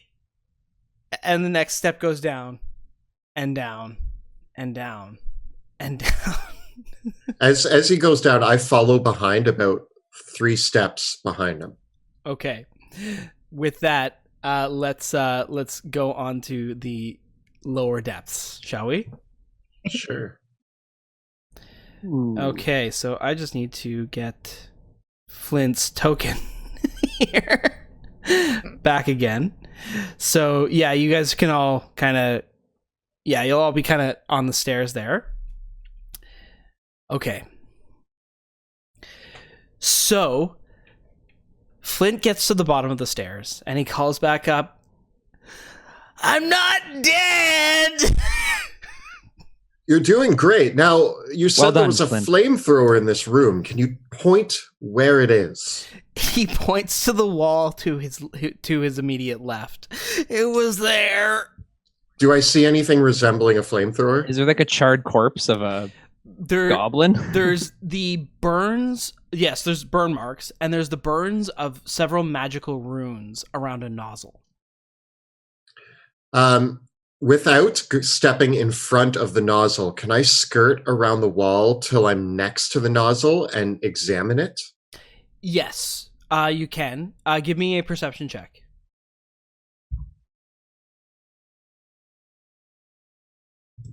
Perception 14.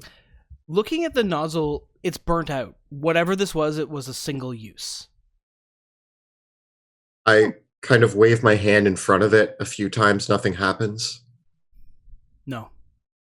Well, Flint, looks like it's a safe room here. You guys, what do you think? I think that's the only trap he set. If he only had one, just to scare him off, I think he's probably got a few more in here. Now, the room here is largely intact. The roof only about 10 feet up overhead. In the middle of the room is otherwise dark, but there is an unlit lantern hanging from a chain in the middle of the room. There are 2 doors, one to the east, one to the west, leading off of this chamber. And there is, in the room as well, there are several old weapon racks. Most of them are completely empty, aside from a couple rusty spears. And what looks like what was at one time a repair bench of some kind, to maintain weapons and armor. Again, you can immediately tell that it looks like everything useful has been stripped off of it. The doors, are they closed? Both of the doors are closed.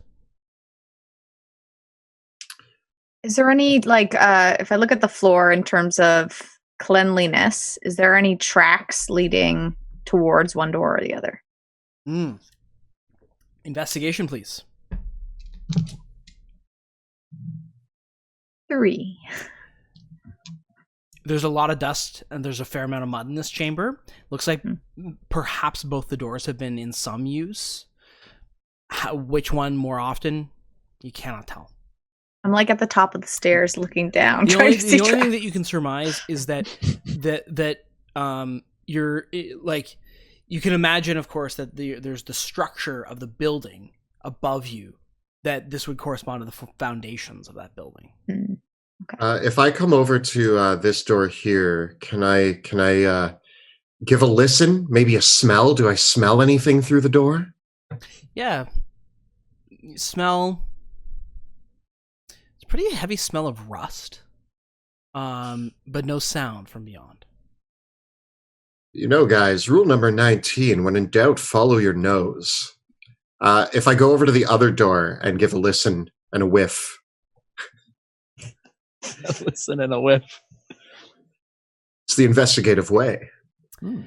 As you come up to this door, you can see on a crack underneath of it is some light. Ooh. I turn to you guys and I'm like, all right. Rule number 3 is never underestimate your foe. I suspect that whoever we are looking for, the gnome, is beyond this door. Well, should we, are there any, like, cracks in the bottom of the door or anything like that? Like, I guess that the light's coming through? There's a crack in the bottom of the door. You know what I could do is I could change Houdini to be some sort of other animal that could potentially go in, maybe lizard or... As you're saying this, I hand you a mirror on a stick, and I'm like, or you could just look under the door, Rudy. All right, I'll do that. And I look under the door. The mirror gives you a little bit of a view of what looks like a dusty storeroom, and the light seems to be coming from a hallway that's coming off of this room to the east. To the west, sorry. I don't see much, but I see more light. I'm going to go up to the door, and I'm going to, on the other side of Wilhelm, and I'm going to slowly open it. Okay. You open the door. I guess we're all by there.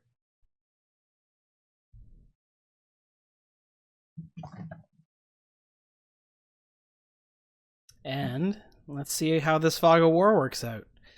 Ooh, there we go. Okay. This is the room beyond that you see.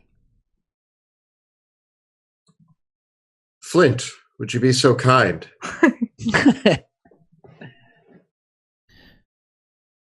You gotta be kidding me. I'll be right behind you. This is your boss that we're dealing with. Bruce kind of brushes up against his leg as Bruce walks into the room. Okay. You can hear coming down the hallway, there's kind of this sound of a grindstone turning, and this kind of click, click, click, click, click, click, click, and what sounds like folding leather. Strange. A strange workshop this is. I'm gonna look through Bruce's eyes, so I just kind of like trust fall into Rudy. Hold your tiny frail body. And I'm gonna send Bruce to the to peek around the corner. Okay. Bruce scampers forward and peeks around the corner. And this is what Bruce sees. Gotta use this reveal tool.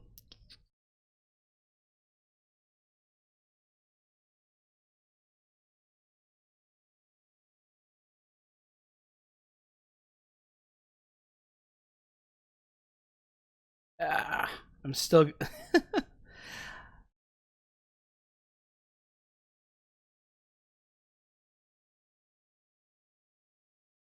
Who's going Some first? tasks The that are anticipation builds. Yeah. meant Yes. for goblins, and there's some that are meant for beings of a higher There might power. be a faster way to do this than what I'm using, but I don't know what it is.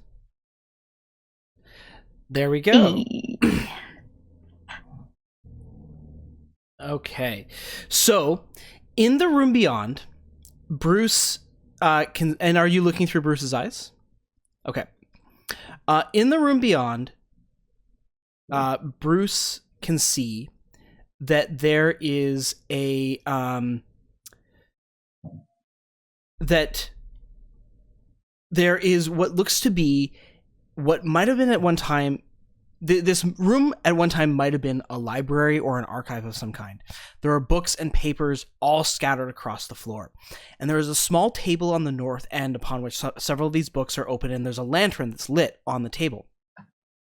As Bruce moves down the hall, there was a lantern illuminating the hallway as well, as he came from the storeroom into this chamber. There are some tools and hammers arranged on the floor here, where two cave-ins, two holes have burst into the wall, and there's a cavernous room beyond that Bruce can see. However, that is just the details of this room, for there are 3 creatures in this room. Ooh. Bruce sees, as he looks around the corner, there are these 2 creatures made of metal and bronze, and they look like oversized worms, some 5, maybe 6 feet long, and about a foot or so thick. And they have these large mandible-like bills on the front of them, and as the mandibles turn, there's grinders inside, and you can kind of hear this grinding noise as they whir about. Perched on a pile of books and rocks, though, is a small mechanical dragon. And as it breathes, puffs of smoke come out of its nostrils. The creatures have not seen Bruce. Bruce is gonna slink back, and I drop you. What did you see, Raph? There's some mechanical beings in the other room. I only assume that are in line with this. No, more traps, as it were. Traps, you say? And I unscrew one of my health potions and drink it. I'm wondering, do we try to go talk to them, or do we go in guns blazing? Flint, That is would you say trusty old Flint? Trusty old Flint, would you say that your master or boss, sorry, this gnome, is he a cordial sort of fellow? Would he accept company? No, he had all sorts of contraptions and stuff. He kept saying that he'd feed us to his dragon if we didn't behave. Was it a mechanical dragon? Did he ever mention? I never saw it. He kept it hidden. I thought it was a euphemism for his butt, to be honest. He was going to feed you to goblins. Disgusting creatures. Well, how do you want to approach, friends? Now, Yes. the gnome wasn't in that room, was he? No. I did not see him. Were there other entrances into the room? There seems to be a cave-in. Hmm. He could be in there beyond, or we may want to look at, and I turn to the other door, this way. And I'm going to go over to the other door and slowly open it. Okay.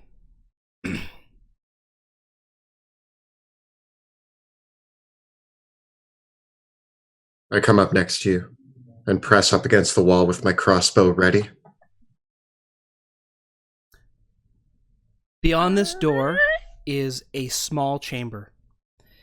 It looks like it must have been once a pair of prison cells. There are 2 skeletons dead within. The cell doors closed and locked.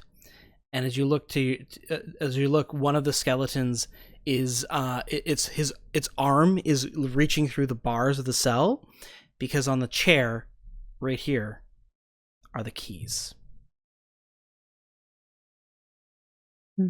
Grim. This room does not look like it has been used recently. Should we keep Flint in one of these cells until we come and get him, or should we keep relying on him and bring him with us? Flint, you have run out of your usage. If you are not willing to fight the dragon, we may not need your assistance anymore. You mean I can go? Nah, no. I take the keys and I walk up to the first cell. First, I'm like, you're going to go in here, Flint, if that's okay. But the last guy that was in there never got out. You're just going to leave me there. I promise you we'll get you on the way out. And you'll get it one duck. Listen, I believe that about as far as I can throw you. Fine, no ducks for you then, if you're not going to cooperate. Do you stuff him in the jail cell? Yeah. We toss We all him just. in. I grab him by the scruff of his neck and I just like. Flint. Oh wait, before I do, I was like, grab him. Like, anybody have like a gag or something? Like, we don't want him making a racket. While He's in already here. made a racket. He starts screaming and he's like, nah! And his screaming stops because there is this mechanical screech. Well, Flint, now that is you've heard done down it. the hallway as you Uh-oh. Do we get it? Stay in this room? What do you do? Lock Flint in. So you slam the door shut, lock him in. Rudy, what are you going to do? I'm gonna start to go out into the hall and ready myself. Okay. Wilhelm, what are you going to do? I am going to move over next to this door. Oh, see, and here. I'm in here. Oh, you're gonna. Yeah, I was like in this room, not in the other one. And I'm going to stay there kind of peeking around through the door with my crossbow ready. Okay. You hear the flapping of leathery wings and the whirring of gears. Roll for initiative. Ugh. Probably a gnome. I don't know if you've ever heard of gnome, but they don't 16. sound nothing like that. 3? I got a 3. I got a 16. 8. These dice were rolling good for me for a minute ago.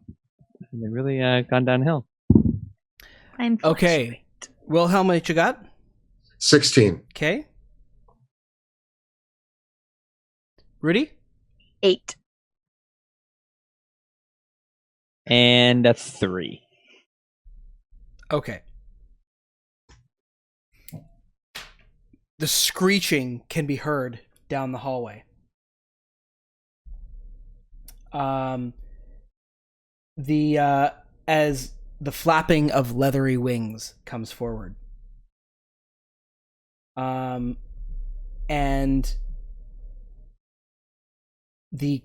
from around the hallway comes clicking and whirring and buzzing as it does so. A mechanical dragon about the size of a wormling dragon. It is made of bronze, brass, and filigreed with gold and bits of silver, and flames boil up out of its mouth and smokes out of its nostrils and its eyes, as it's got a little furnace in place of a heart. There's a little smokestack coming out the back of it, and its tail is a spinning razor blade with extra weapons on its wings as well. And as it flies, it flies around the corner. And I'll just check.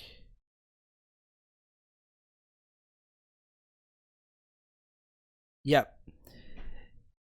It flies around the corner, and sees it flies around the corner, sees the group of you hovering there, flies forward, and it can't quite get all the way up to you, so it's gonna just stop there, as it flies forward, and as it stops, it flaps its wings, and it fires a small bolt of flame towards you, Rudy. Getting a 21 to hit. Shield. Alrighty. The firebolt shoots forward, but you fling up your shield and block the flames. Nicely done. Nice move, Rudy. Thank you. Thank you next kindly. up is Wilhelm. Wilhelm is, let's see here. Yeah, Wilhelm is going to stay put, and he's going to take 2 shots with his crossbow at the creature. Okay. So, first shot. That's a natural 1. Second shot. Oh, there we go. That's a 26 to hit. The shot goes true, striking the mechanical dragon with a ping, and it kind of flutters for a moment there in place. So I pop around the corner and I fire 2 very quickly. It's a bang, bang. And the first one bounces off of it, and the second one makes purchase, doing 7 damage. Nice.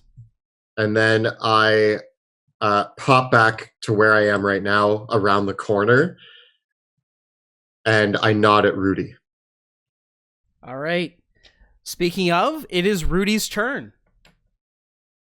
All right. Okay. I'm gonna go through the door till about here.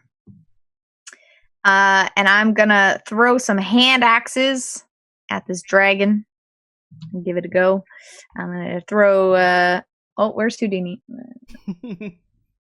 Yeah, Houdini can make it over to this dragon to distract him. Okay. 22 to hit. That is a hit. And that is a wrong die. 6. Nope. Yeah, 6 damage. Okay. Second one flies, and that's 18 hit. That is a miss. Ooh, all right. And then I call back my... The axe deflects off of its armored shell. And then it back to my hand for my bonus action of calling one of my bonded weapons back. Alrighty. And then I shift to the side. Okay. Next up is Wrath. Stay here, Flint. And I'll stay here. I'll stay here. Look at me. I'm an ugly human. I'm gonna lock a little goblin in a cage. I leave the room. And he's fine. He'll get over it. He keeps We'll use him screaming later. profanities at you. I'm gonna close the door to the room behind me, and then as I go to the other side, I give Wilhelm a nod, and I look into the room, and I'm gonna move my hex onto the creature, and then take a shot at it. Cool. Getting a 11. It deflects right off of its wings. And second shot, 24. That goes through. Nice. For 12 damage. Nice. And Good shot. Bruce has...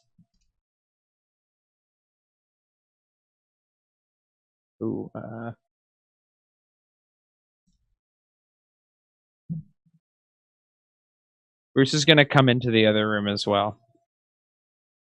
Going to go on just the other side of the door. Bruce. Very nice. Very nice. Okay. Great. I just need to... So the other creatures in the room are going to act, but you guys cannot actually see what's going on over there. So I'm going to move them to my secret lair, to the GM lair, and I'm going to decide what they do. You hear down the hallway just this grinding, overpowering grinding noise and the sound of cracking stone.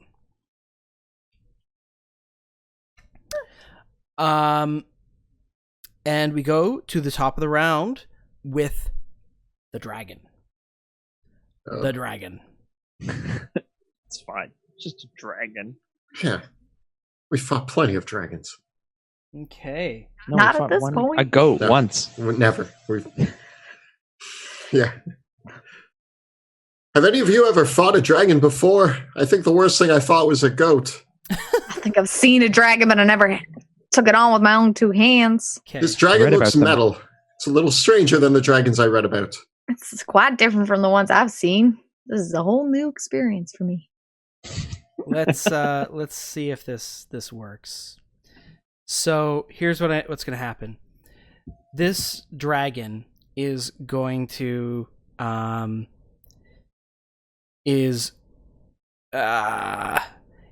the one thing that's tough about Roll20 is getting on the right dungeon master lair, right?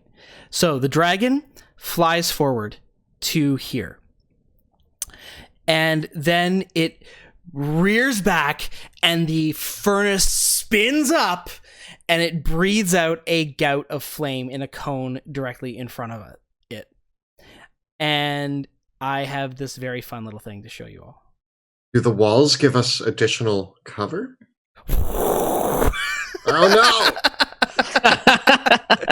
So The walls, they do nothing. So Yeah, I I'm guess gonna say The walls. I'm gonna say that it bursts through the door, burning up the door entirely, and I'm gonna say that all 3 of you have to make saving throws, but Wilhelm and Wrath, you can make your saving throws with advantage because you do have cover.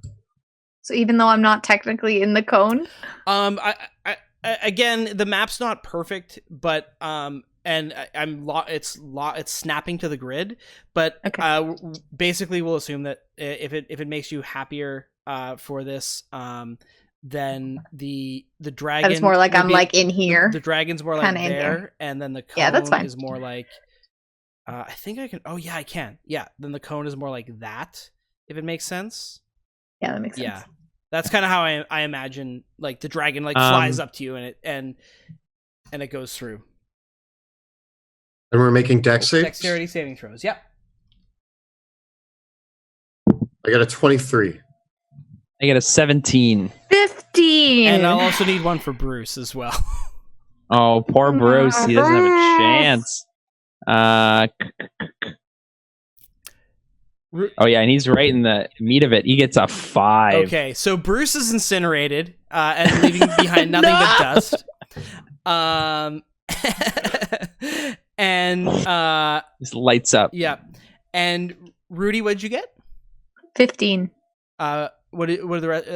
Wilhelm and Wrath, what did you guys get? I got a 23. 17. You all succeeded on your saving throws, so it's 22 points of fire damage, which is halved to 11 fire damage. Ooh. All right. Oh my god, Wrath, your cat! I'm so sorry. Oh, is That he was gone? that was not my cat. That was my oldest friend. That is my teacher, my giver of power. This monster will And then pay. the dragon's going to fly back over here. I'm so sorry for your loss. We can get you a new cat.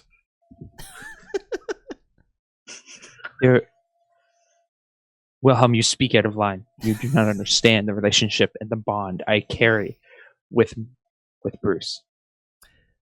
Awesome. Noted. And then the dragon flies back 30 feet with its flying speed of You 60. will pay for your indiscretions. Awesome. So next up is Wilhelm. Do I get an opportunity attack? Yes, you do. Yes. You don't have Sentinel, though. You don't stop it with the... No. Nope. Okay.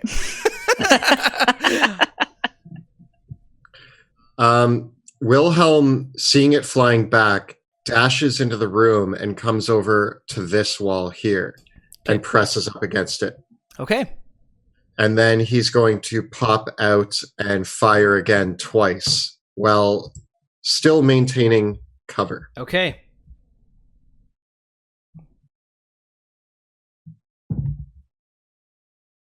I got an 11. Ding! Yeah. And a 15. Both bolts bounce off the armor of the clockwork dragon. I turn back to the two of them and I'm like, we need something to penetrate that armor. My crossbow bolts, they do nothing. Rudy, over to you. I say, I got something that can penetrate that furnace of a dragon. And I hop over and I just start wailing on him. As you run down the hallway. Okay. Here we go.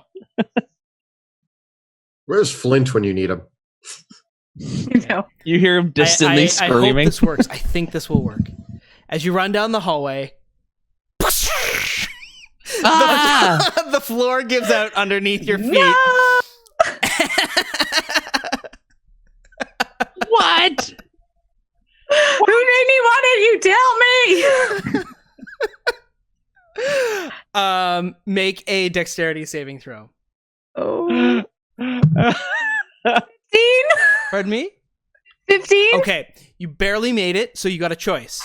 You can fall, or you can grab the ledge. I'll grab the ledge. Okay. You grab the ledge, holding on to the edge of the ledge of the pit. And as you do so, the lantern that was hanging overhead, you see the pit that opens below you is about 20 feet deep, and you smell the smell of gasoline. Because as the pit falls open, the rope that was holding the lantern over top of the hallway releases, sending the lantern down to the bottom of the pit. And there's an explosion of flame as the gasoline shoots back up the the way. And because you're not at the bottom of the pit, you're not completely burned as cinders by it, but it will singe you. So give me a dexterity saving throw with advantage to try to pull yourself out of the way of the flames. With advantage? With disadvantage, because you're holding disadvantage. onto the Okay. wall. Yeah. 3. 3? Okay. You're going to take 10 points of fire damage. Ow. But I will say that you have grabbed onto the ledge, and what I will give you here is you are able to pull yourself up to here on the other side. Amazing. Any actions left on this turn, or is that about it? You can make attacks, but the first attack you make will have disadvantage because you had to pull yourself back up. Okay, so same amount of attacks I would get, just one with disadvantage. And using Houdini, can that to get help, would that cancel that out? See, I'm going to say, regular? because of where Houdini was at the time this happened, make a saving throw for Houdini against the fly. Oh no! Okay, what is he? Houdini. Dex? Yep. 11.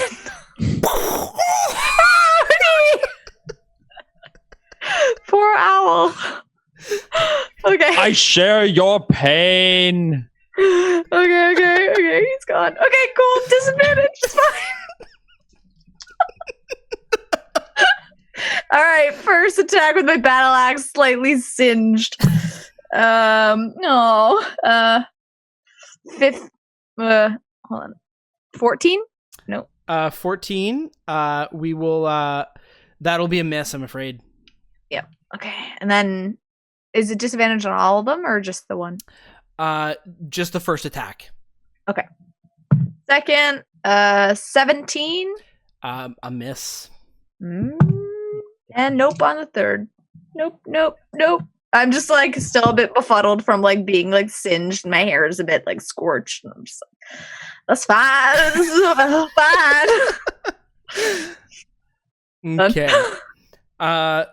With that, we go to Wrath. It is your turn. I scream with rage at the loss of Bruce, and there's an echo in the hallway. You will pay for what you've done to my cat. And I run up and I just stand in the middle of the hallway and I just aim both my hands at this metal monster. and let fly. I get a 20 and a 28 to Both hit. hit. And A 28 to hit. Was that a crit? or sorry, 26, pardon. It was 18 on the dice. 18 and 12. Okay.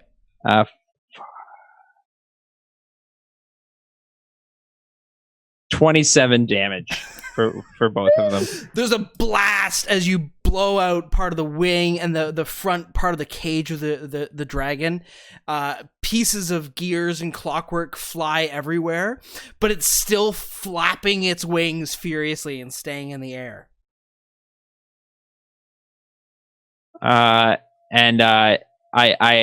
just like glaring at it, like staring right at this thing.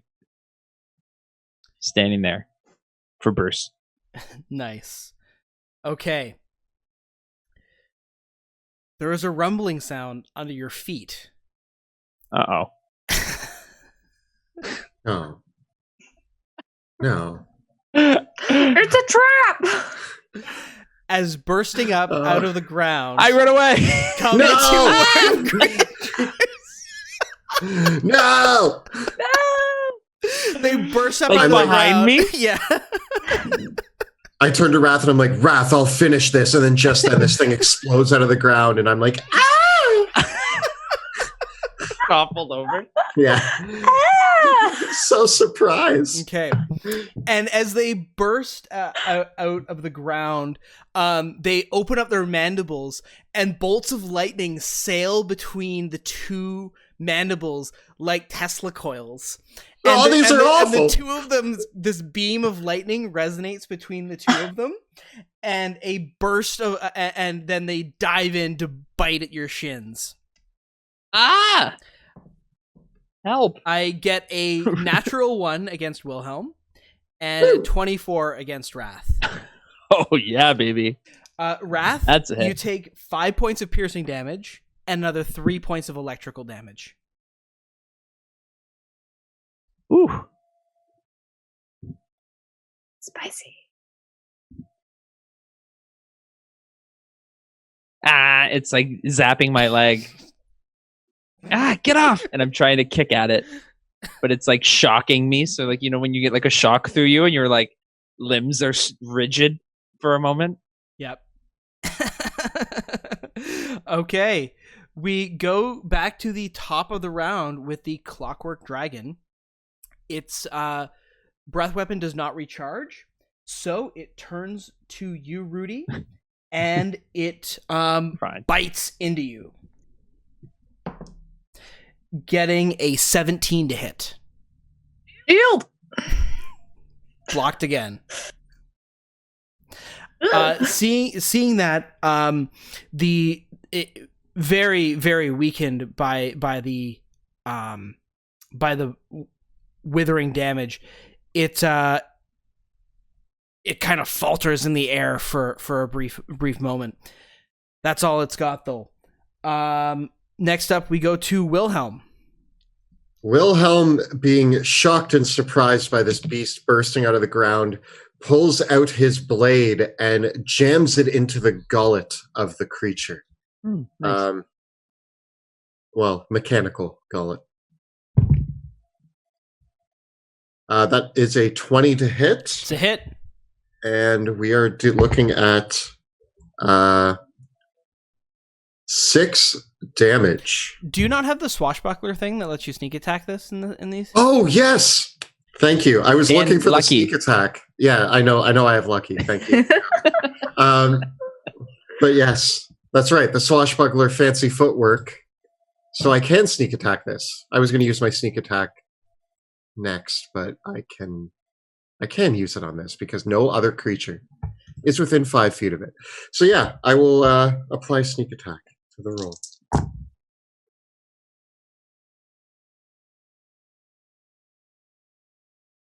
Getting 24 damage. As it bursts up, you stab into its mandibles and hit a critical moment, and it bursts and collapses to the ground. And with that, as I push it back into the hole it came from. I pull out my crossbow and turn and try to line up an accurate shot on the one that is attacking Wrath. Nice. Getting another 20. That's a hit. Speed. Doing 6 damage. It's a good shot. It penetrates the armor, but it's not enough to take it out. And I stay where I am. Very good. Rudy, it's your turn. All right, I go to take some more whacks with the battle axe on this faltering dragon. All right, here I go. Ooh, 23. That's a hit. Yeah. Okay. Oh, yes. 14 damage. And it's the last hit you need. You smash it in the jaw, and a whirling parade of blades and gears and other clockwork parts scatter out as the heaping wreck falls down into the pits and is destroyed. Right. I turn, I see the worm, and I throw a hand axe at it. Great! Yes! I step out of the way. I just like kind of move. Oh, okay, hold on. Nice, Rudy. 11 damage. This sailing axe collides with this thing as Wrath steps right out of the way, and it cleaves right through it, sending these 2 smoldering pieces of clockwork and broken metal to the ground. And as I do, I take a big breath in, and I second wind to get some hit points back. Nice. They say, the smell of battle got me all pumped up and ready to go. Where's this gnome? I want to take him on. You know, she's the sheriff. Yeah, we Rudy. I've never seen you act like this before. Usually it's just goats and ducks and kicking out drunks. You're pretty ruthless. All I'm saying is our town, they know why they gotta stay in line. It's because when I get like this and they get all riled up and they rile me up, and they don't like to see me like this, so they keep their, ducks Rudy, in a row. I am so thankful to be on your good side. And Wrath, you're quite good at a fight. I have to say, this is the first work that my blade has gotten in some time, and I have to say, we did pretty good, old friends. Feels good to flex, but I do miss my cat. Bruce! Bruce! And I fall to my knees. What's he doing? And Bruce! I've never seen him act this way before. Bruce! Wrath, he's not coming back. And I start frantically drawing runes and scriptures all over the ground. And the whole time I'm trying to talk to you out of what you're doing. I have no idea trying to comfort you because I have no idea what it is you're doing. I'm like, it's okay, friend.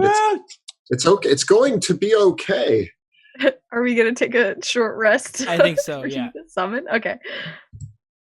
All right. I just slumped down on the ground and I was like,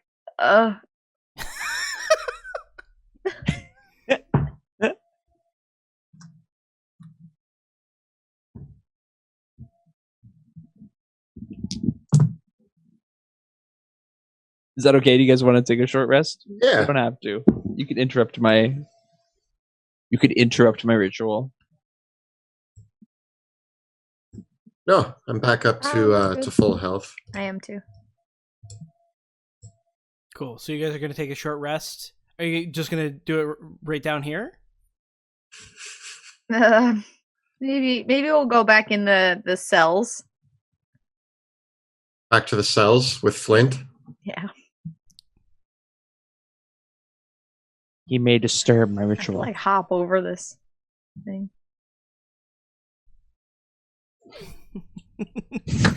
After the short rest, Bruce just comes walking down the stairs. Is this I missed you. Is this a stray cat that just wandered in? That's not just a stray cat. He is a conceiver of. He has been around since the beginning of time. He knows no bounds beyond dimensions. His his thoughts would warp your reality as your mind collapsed into 1,000 stars. Is he And he's puking also up a really fur ball? loves. Yes, he also does that. Rudy, I don't think you can do Find Familiars or Ritual, but I think you can cast it again. Did you want to call Houdini back? Can I do that while taking a short rest or no? Well, for you, you just use a spell slot to cast the spell, so I'll say yeah.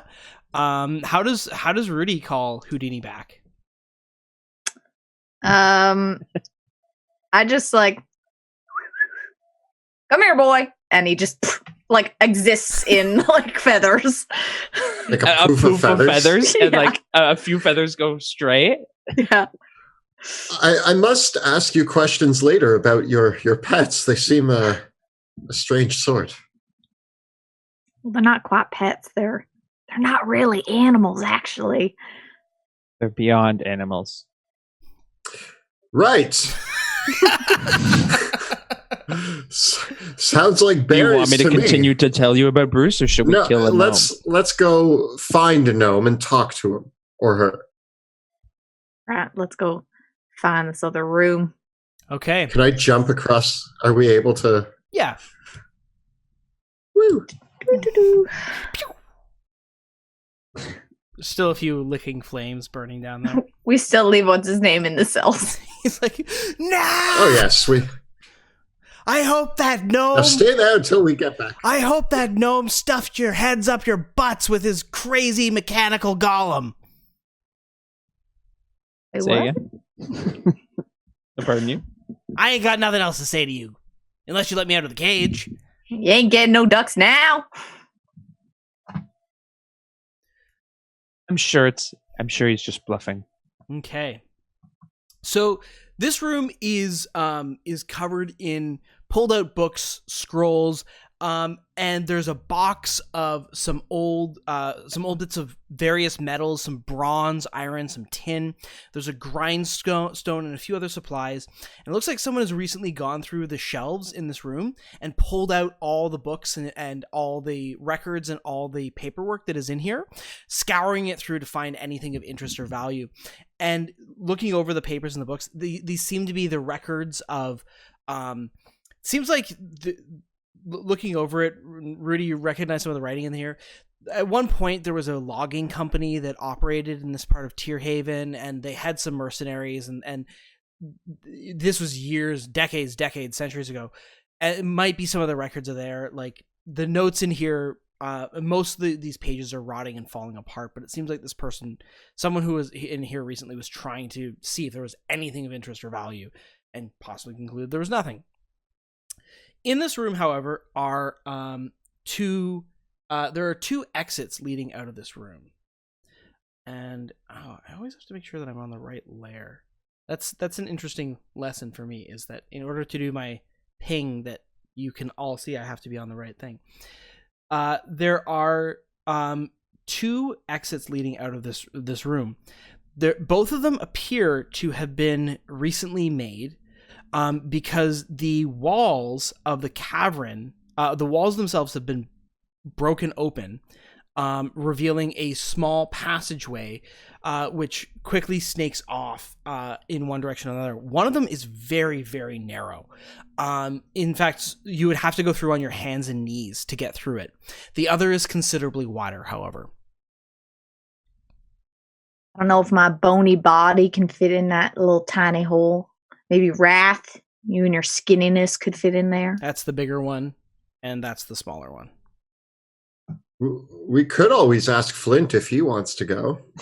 Like he's going to do us any favors now. Bruce will be true. Our companion. He is returned from the other world, and he is ready to do my bidding. Oh yeah, come here, Bruce. I need to get your token back for you, don't I? Well, since you just seem to have a very magical cat, I suppose and I get Bruce to squeeze down in the little one. The small. And I'm gonna go through his eyes. I go okay, and I slump back in like against these boxes here.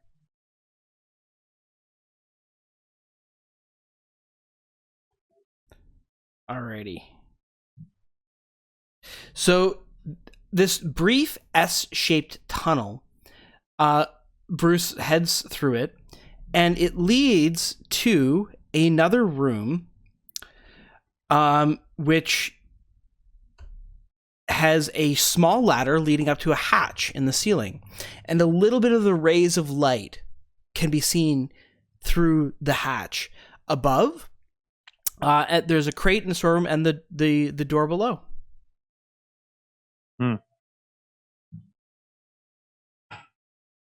Oh, there was a door there the whole time. Yeah, there was just a door. We just ignored. For the record, we were getting stabbed in the ankles. I didn't notice the door. Yeah, there was a dragon. I didn't look for a door. Bruce returns, and he's going to investigate the other hatch. For a brief moment, I appear again. It's just that other room. You must have missed it, Wilhelm. Okay, this route, however, extends quite a little bit further. And here, the roots of the earth show through, and there are several mushrooms and groups of fungus growing down this hallway, which glow with an octarine light. I've never seen light like this. A light comes further down the... There is a soft blue light and a bit of a breeze, like a cool mountain air that can be felt coming down this passage.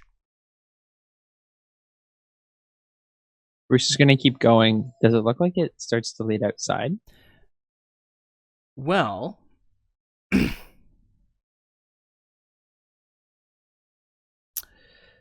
as Bruce comes further down, he can see this.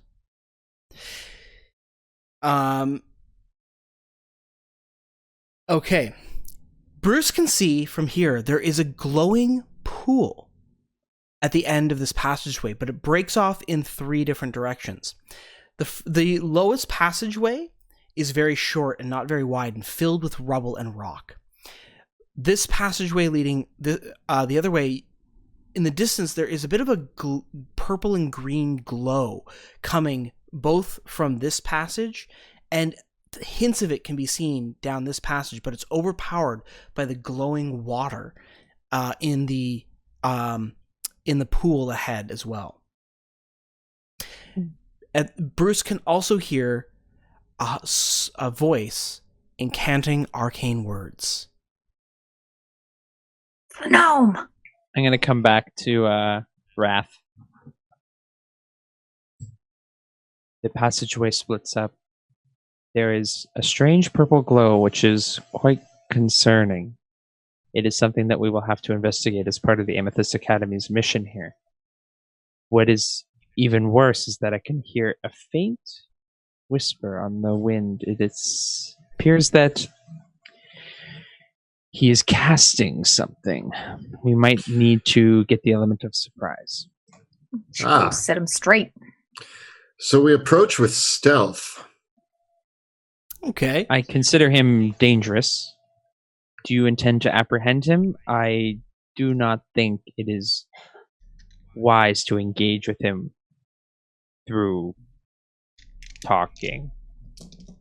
Well, if we can take him out non-lethally and take him back for questioning, you think that'll help? The fact that he runs amok with goblins and bugbears is quite concerning. Anyone willing to work with them is probably not of the best character. But we need to figure out what it is he's up to with the ducks, so we will need to ask him some sort of questions. Get the water back to the way it was. Get him to undo that. We will subdue him. I think that's good. Wise decision, but sneakily, as much as we can. I think, Wilhelm, you're the best one to lead this as our sneakiest one. Well then, friends, follow me, and I'm going to creep to where Bruce is. Okay. So I'll just let you guys know, we got about 10 minutes left tonight. So I don't know if we'll have enough time to quite wrap up and resolve this. maybe we wrap up a little bit early and come back to it there, because I think I don't want to break up the scene. Like, we'll only have 10 minutes, and this will be a scene that I think takes a little bit longer than that. Seems Okay. like Okay. yeah. Two-parter. Guess we have to make it a bit of a two-parter. Might need to bulk up the back 9 of this, but I think we'll be coming to. I think we're gonna have a second part to this, which is quite fun. So as you creep forward the hallway down towards the glowing pools, that is where we will end for this evening. Wow. Yeah. Save the ducks. Amazing. Oh, Flint. Are we going to remember him? We have to remember him. I will make a note that we have Flint in a jail cell and have promised him freedom. At No least freedom. guarantees. So before we wrap up, I am curious to know from you guys, how was using Roll20 for us tonight? How did that work out? What did you think? I really liked having the visual. I did I too. thought Yeah, it was yeah. nice. Yeah. Go ahead, John. I think the visual was really great because, again, just figuring out like where we were and that for that piece of battle, just when we want to get a little bit more tactical, it helps. I forget some of the shortcuts though, so I was just like, when I want to do the movements, I forget them. I wish they had them somewhere. I kept getting Easy. mixed up. Like I did some fun, as you saw, I did some funky stuff here with the GM info to do the pit trap and stuff, and that kind of slipped me up a bit too. I kept getting myself stuck on the GM info layer. So the we're getting used to it, figuring it out. I think the slowest thing for me was actually trying to get everything, like all the areas revealed. That was a little bit, although I guess it's the same as when we bring out a Dwarven Forge setup, right? I try to think about that. It's like, you know, how does that work? How does that do? I hope it was cool for everybody to be able to see.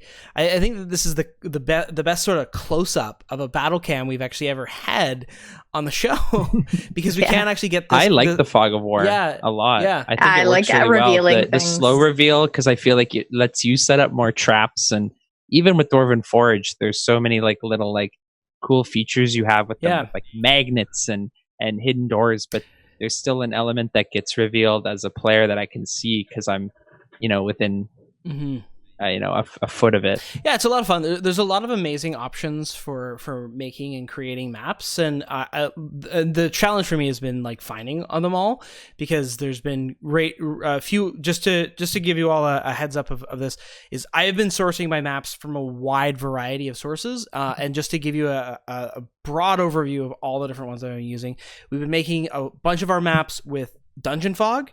We've also been sourcing maps that have been made in Dungeon Draft and Wonder Draft. The world map you saw was done in Wonder Draft. A few of the maps also are that you might see in our show coming up are ones that I got from Wizards of the Coast's map packs that are on Roll20, as well as maps that are done by really fantastic artist that does a great Patreon called 2 Minute Tabletop. There's a lot of maps and assets there as well, so I got some asset packs as well from that to use in making custom maps and stuff. So it's a wide variety of sources, and as we continue to use these platforms, if you are wondering where the maps come from, I'll try to say when I've made them myself or source them. This was one I did make myself. And so if you are wondering where they came from, where they were, it'll be a wide range, and I'll try to make sure that I stay on top of mentioning, if I sourced the map or made the map. I won't, as the one challenge here is that I won't always have the time to make the map myself. So that's the biggest add-on to the prep work, I think, for me of doing it this way is making the maps. But fortunately, like the great software out there that we've been looking at really makes it a lot faster. But it's amazing how easy it is to spend a lot of time making maps when you're like, I want to make this look good too. Right? Yeah. So that's been a lot of fun with that. But there are some good assets and some cool stuff. Like, I haven't set up everything yet for this, but like, I found that like when you get a module on Roll20, you can install it onto any of your existing campaigns. And so like, I'm often a person that actually kind of steal maps a lot. I yeah. repurpose them. So they'll might, if we continue to use this, whatever platform we use, we'll see maps from a lot of different sources, I think. So, but it was really handy, and I think, you know, especially I think we're a group that we really like exploration type gameplay as well as much as we like the role playing, and so I think the map is really handy for that style, and it was cool to use for combat. If although the other thing that I have to remember is that I don't overly care for the grid snapping. So I just have to remember that you can control, I think you can hold Option. Yeah, Option or Alt lets you place tokens without having to snap to the grid. And I think that's a good thing to remember, because I prefer not worrying about the grid and just being like, yes, that is a real measurement. Because that was cool for me. Yeah. How was it to get back into the saddle with Rudy, Wilhelm, and Wrath? You know, I miss him so much. I don't think I realized how much I missed playing Wilhelm until today. I was like, oh yeah, these one-off characters are so much more fun. But I don't know, stepping into his shoes and his rules and his stubborn little ways, I love him. Yeah, it was a lot of fun. This was actually a test of both playing our Shadows of Drakkenheim characters and this. So for the record, we're not sure if this will be entirely canon. This episode, we'll see. But for us going forward, there was a question that came up in the Twitch chat about, you know, when are we going to go back to Shadows of Drakkenheim? And the short answer is we're going to play it by ear. We kind of originally, we were going to take a hiatus over June to go on vacation, which nobody's doing now. And so we kind of set informally, we had a bit of a discussion that we would look at bringing Shadows of Drakkenheim properly back up in July, early in July, as if we come back from the hiatus and we're playing again. Whether or not we continue playing in person and play in person again, or continue playing on Roll20 or whatever platform we ultimately decide on, is going to be completely dependent on the health and safety situation in general. But I do feel glad knowing that it was a lot of fun to still play with our classic characters and that we could get into that vibe, that if we do have to continue playing with Rudy, Wilhelm, and Wrath, and we are going to play remotely like this, that I think we'll be able to get there. Yeah, you know? I think we can make it work. Yeah. So that's been that. I think we got the so as always, a massive thank you to Kelly, Jill, and Joe for playing our characters and bearing with all the technical hurdles involved in getting this. And a thank you to Kyle, who is off for now. He's not on our chat. He's not on our show, but he will be helping. Hopefully, be able to start helping us out again soon as well. He's not with us this evening, but a big thank you to Kyle too. A massive thank you to our Dungeon Master, Monty Martin, for not only running a fantastic game, but also learning all of the Roll20 stuff in a matter of a couple weeks, just so that you could roll it out and really give us a good show tonight. So thank you so much, Monty. Thank you, guys. It was my pleasure, and I definitely had a lot of fun. I have to say, it makes me want to play more games. Like, I find myself, now that I've done the Roll20 thing, the other night I was turning on, I was powering up Divinity Original Sin 2, and I was like, you could be playing D&D right now. You could be playing D&D. You don't have to be playing this video game. You could be playing D&D. It's possible. Honestly, this opens up a world of possibilities for us as dungeon dudes. So we'll see what happens. Yeah, we'll have to see. And so as always, you can always check out Kelly and I on YouTube, where we post new videos every Thursday on our channel at youtube.com/dungeondudes. We got advice for players, guides for dungeon masters, everything in between. What do we got coming up this week, Kelly? We are taking a look at 5 common mistakes for spellcasting classes. Yes, we did the martial classes a few weeks ago, and now we got the spellcasters coming up too. This was a good one. Okay. Get ready, everybody. Everybody gets to talk about whether or not the mistakes are ones that they make or A lot of people I found with our martial class one really, really were sticking to the fact that a lot of those rules they thought were legit the way that they had been playing them. Yeah. But I mean, whatever works at your table, but we're here Yeah. to tell you what the rule book says. And just in case you didn't know, just in case you're like, oh, I had no idea that that rule even worked that way. I read it 3 times and then just assumed I knew. And that's what we're here to do. So it was a fun episode to make because you and I got to figure out like, what have we seen a lot of people get wrong? What's the common questions? And then dig through and try to figure out what those were. So it's always fun to try to dig those up and analyze and figure it out. Awesome. Also, if you are enjoying our show and if you like what we do, please check us out on Patreon. The whole live stream and everything that we do is made better and really helped out by those of us who have supported us on Patreon. So thank you to our Patreon members. And if you haven't joined our Patreon, you can. If you can't, you're helping us just by being here. So thank you for watching the show. But you can find out about our Patreon at patreon.com/dungeon_dudes. And that also gains you access to our phenomenal Discord community, which you can just join it and chat with all of us about all of the cool things we do. It's such a great little community. I have so much fun in there, especially I'll say right now during this quarantine, there's a lot of spare time that I end up having. And sometimes it's just nice to pop on there and be like, oh, look, people are talking about D&D. And, I get to nerd out for a little bit with the Discord. So it's a lot of fun. So please join us on there if you do join our Patreon. And if not, you can find all of our stuff on YouTube. Make sure to follow us on Twitter and Instagram and Facebook as well, where you can engage with us in those ways as well.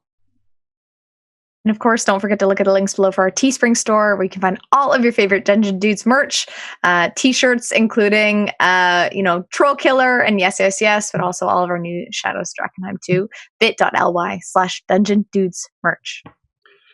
Be sure to join us next Tuesday when we record the campaign live on Twitch. Check us out from 6 p.m. to 9 p.m. Eastern Time at twitch.tv/dungeon_dudes. And you can also watch all of the previous episodes of our show on YouTube.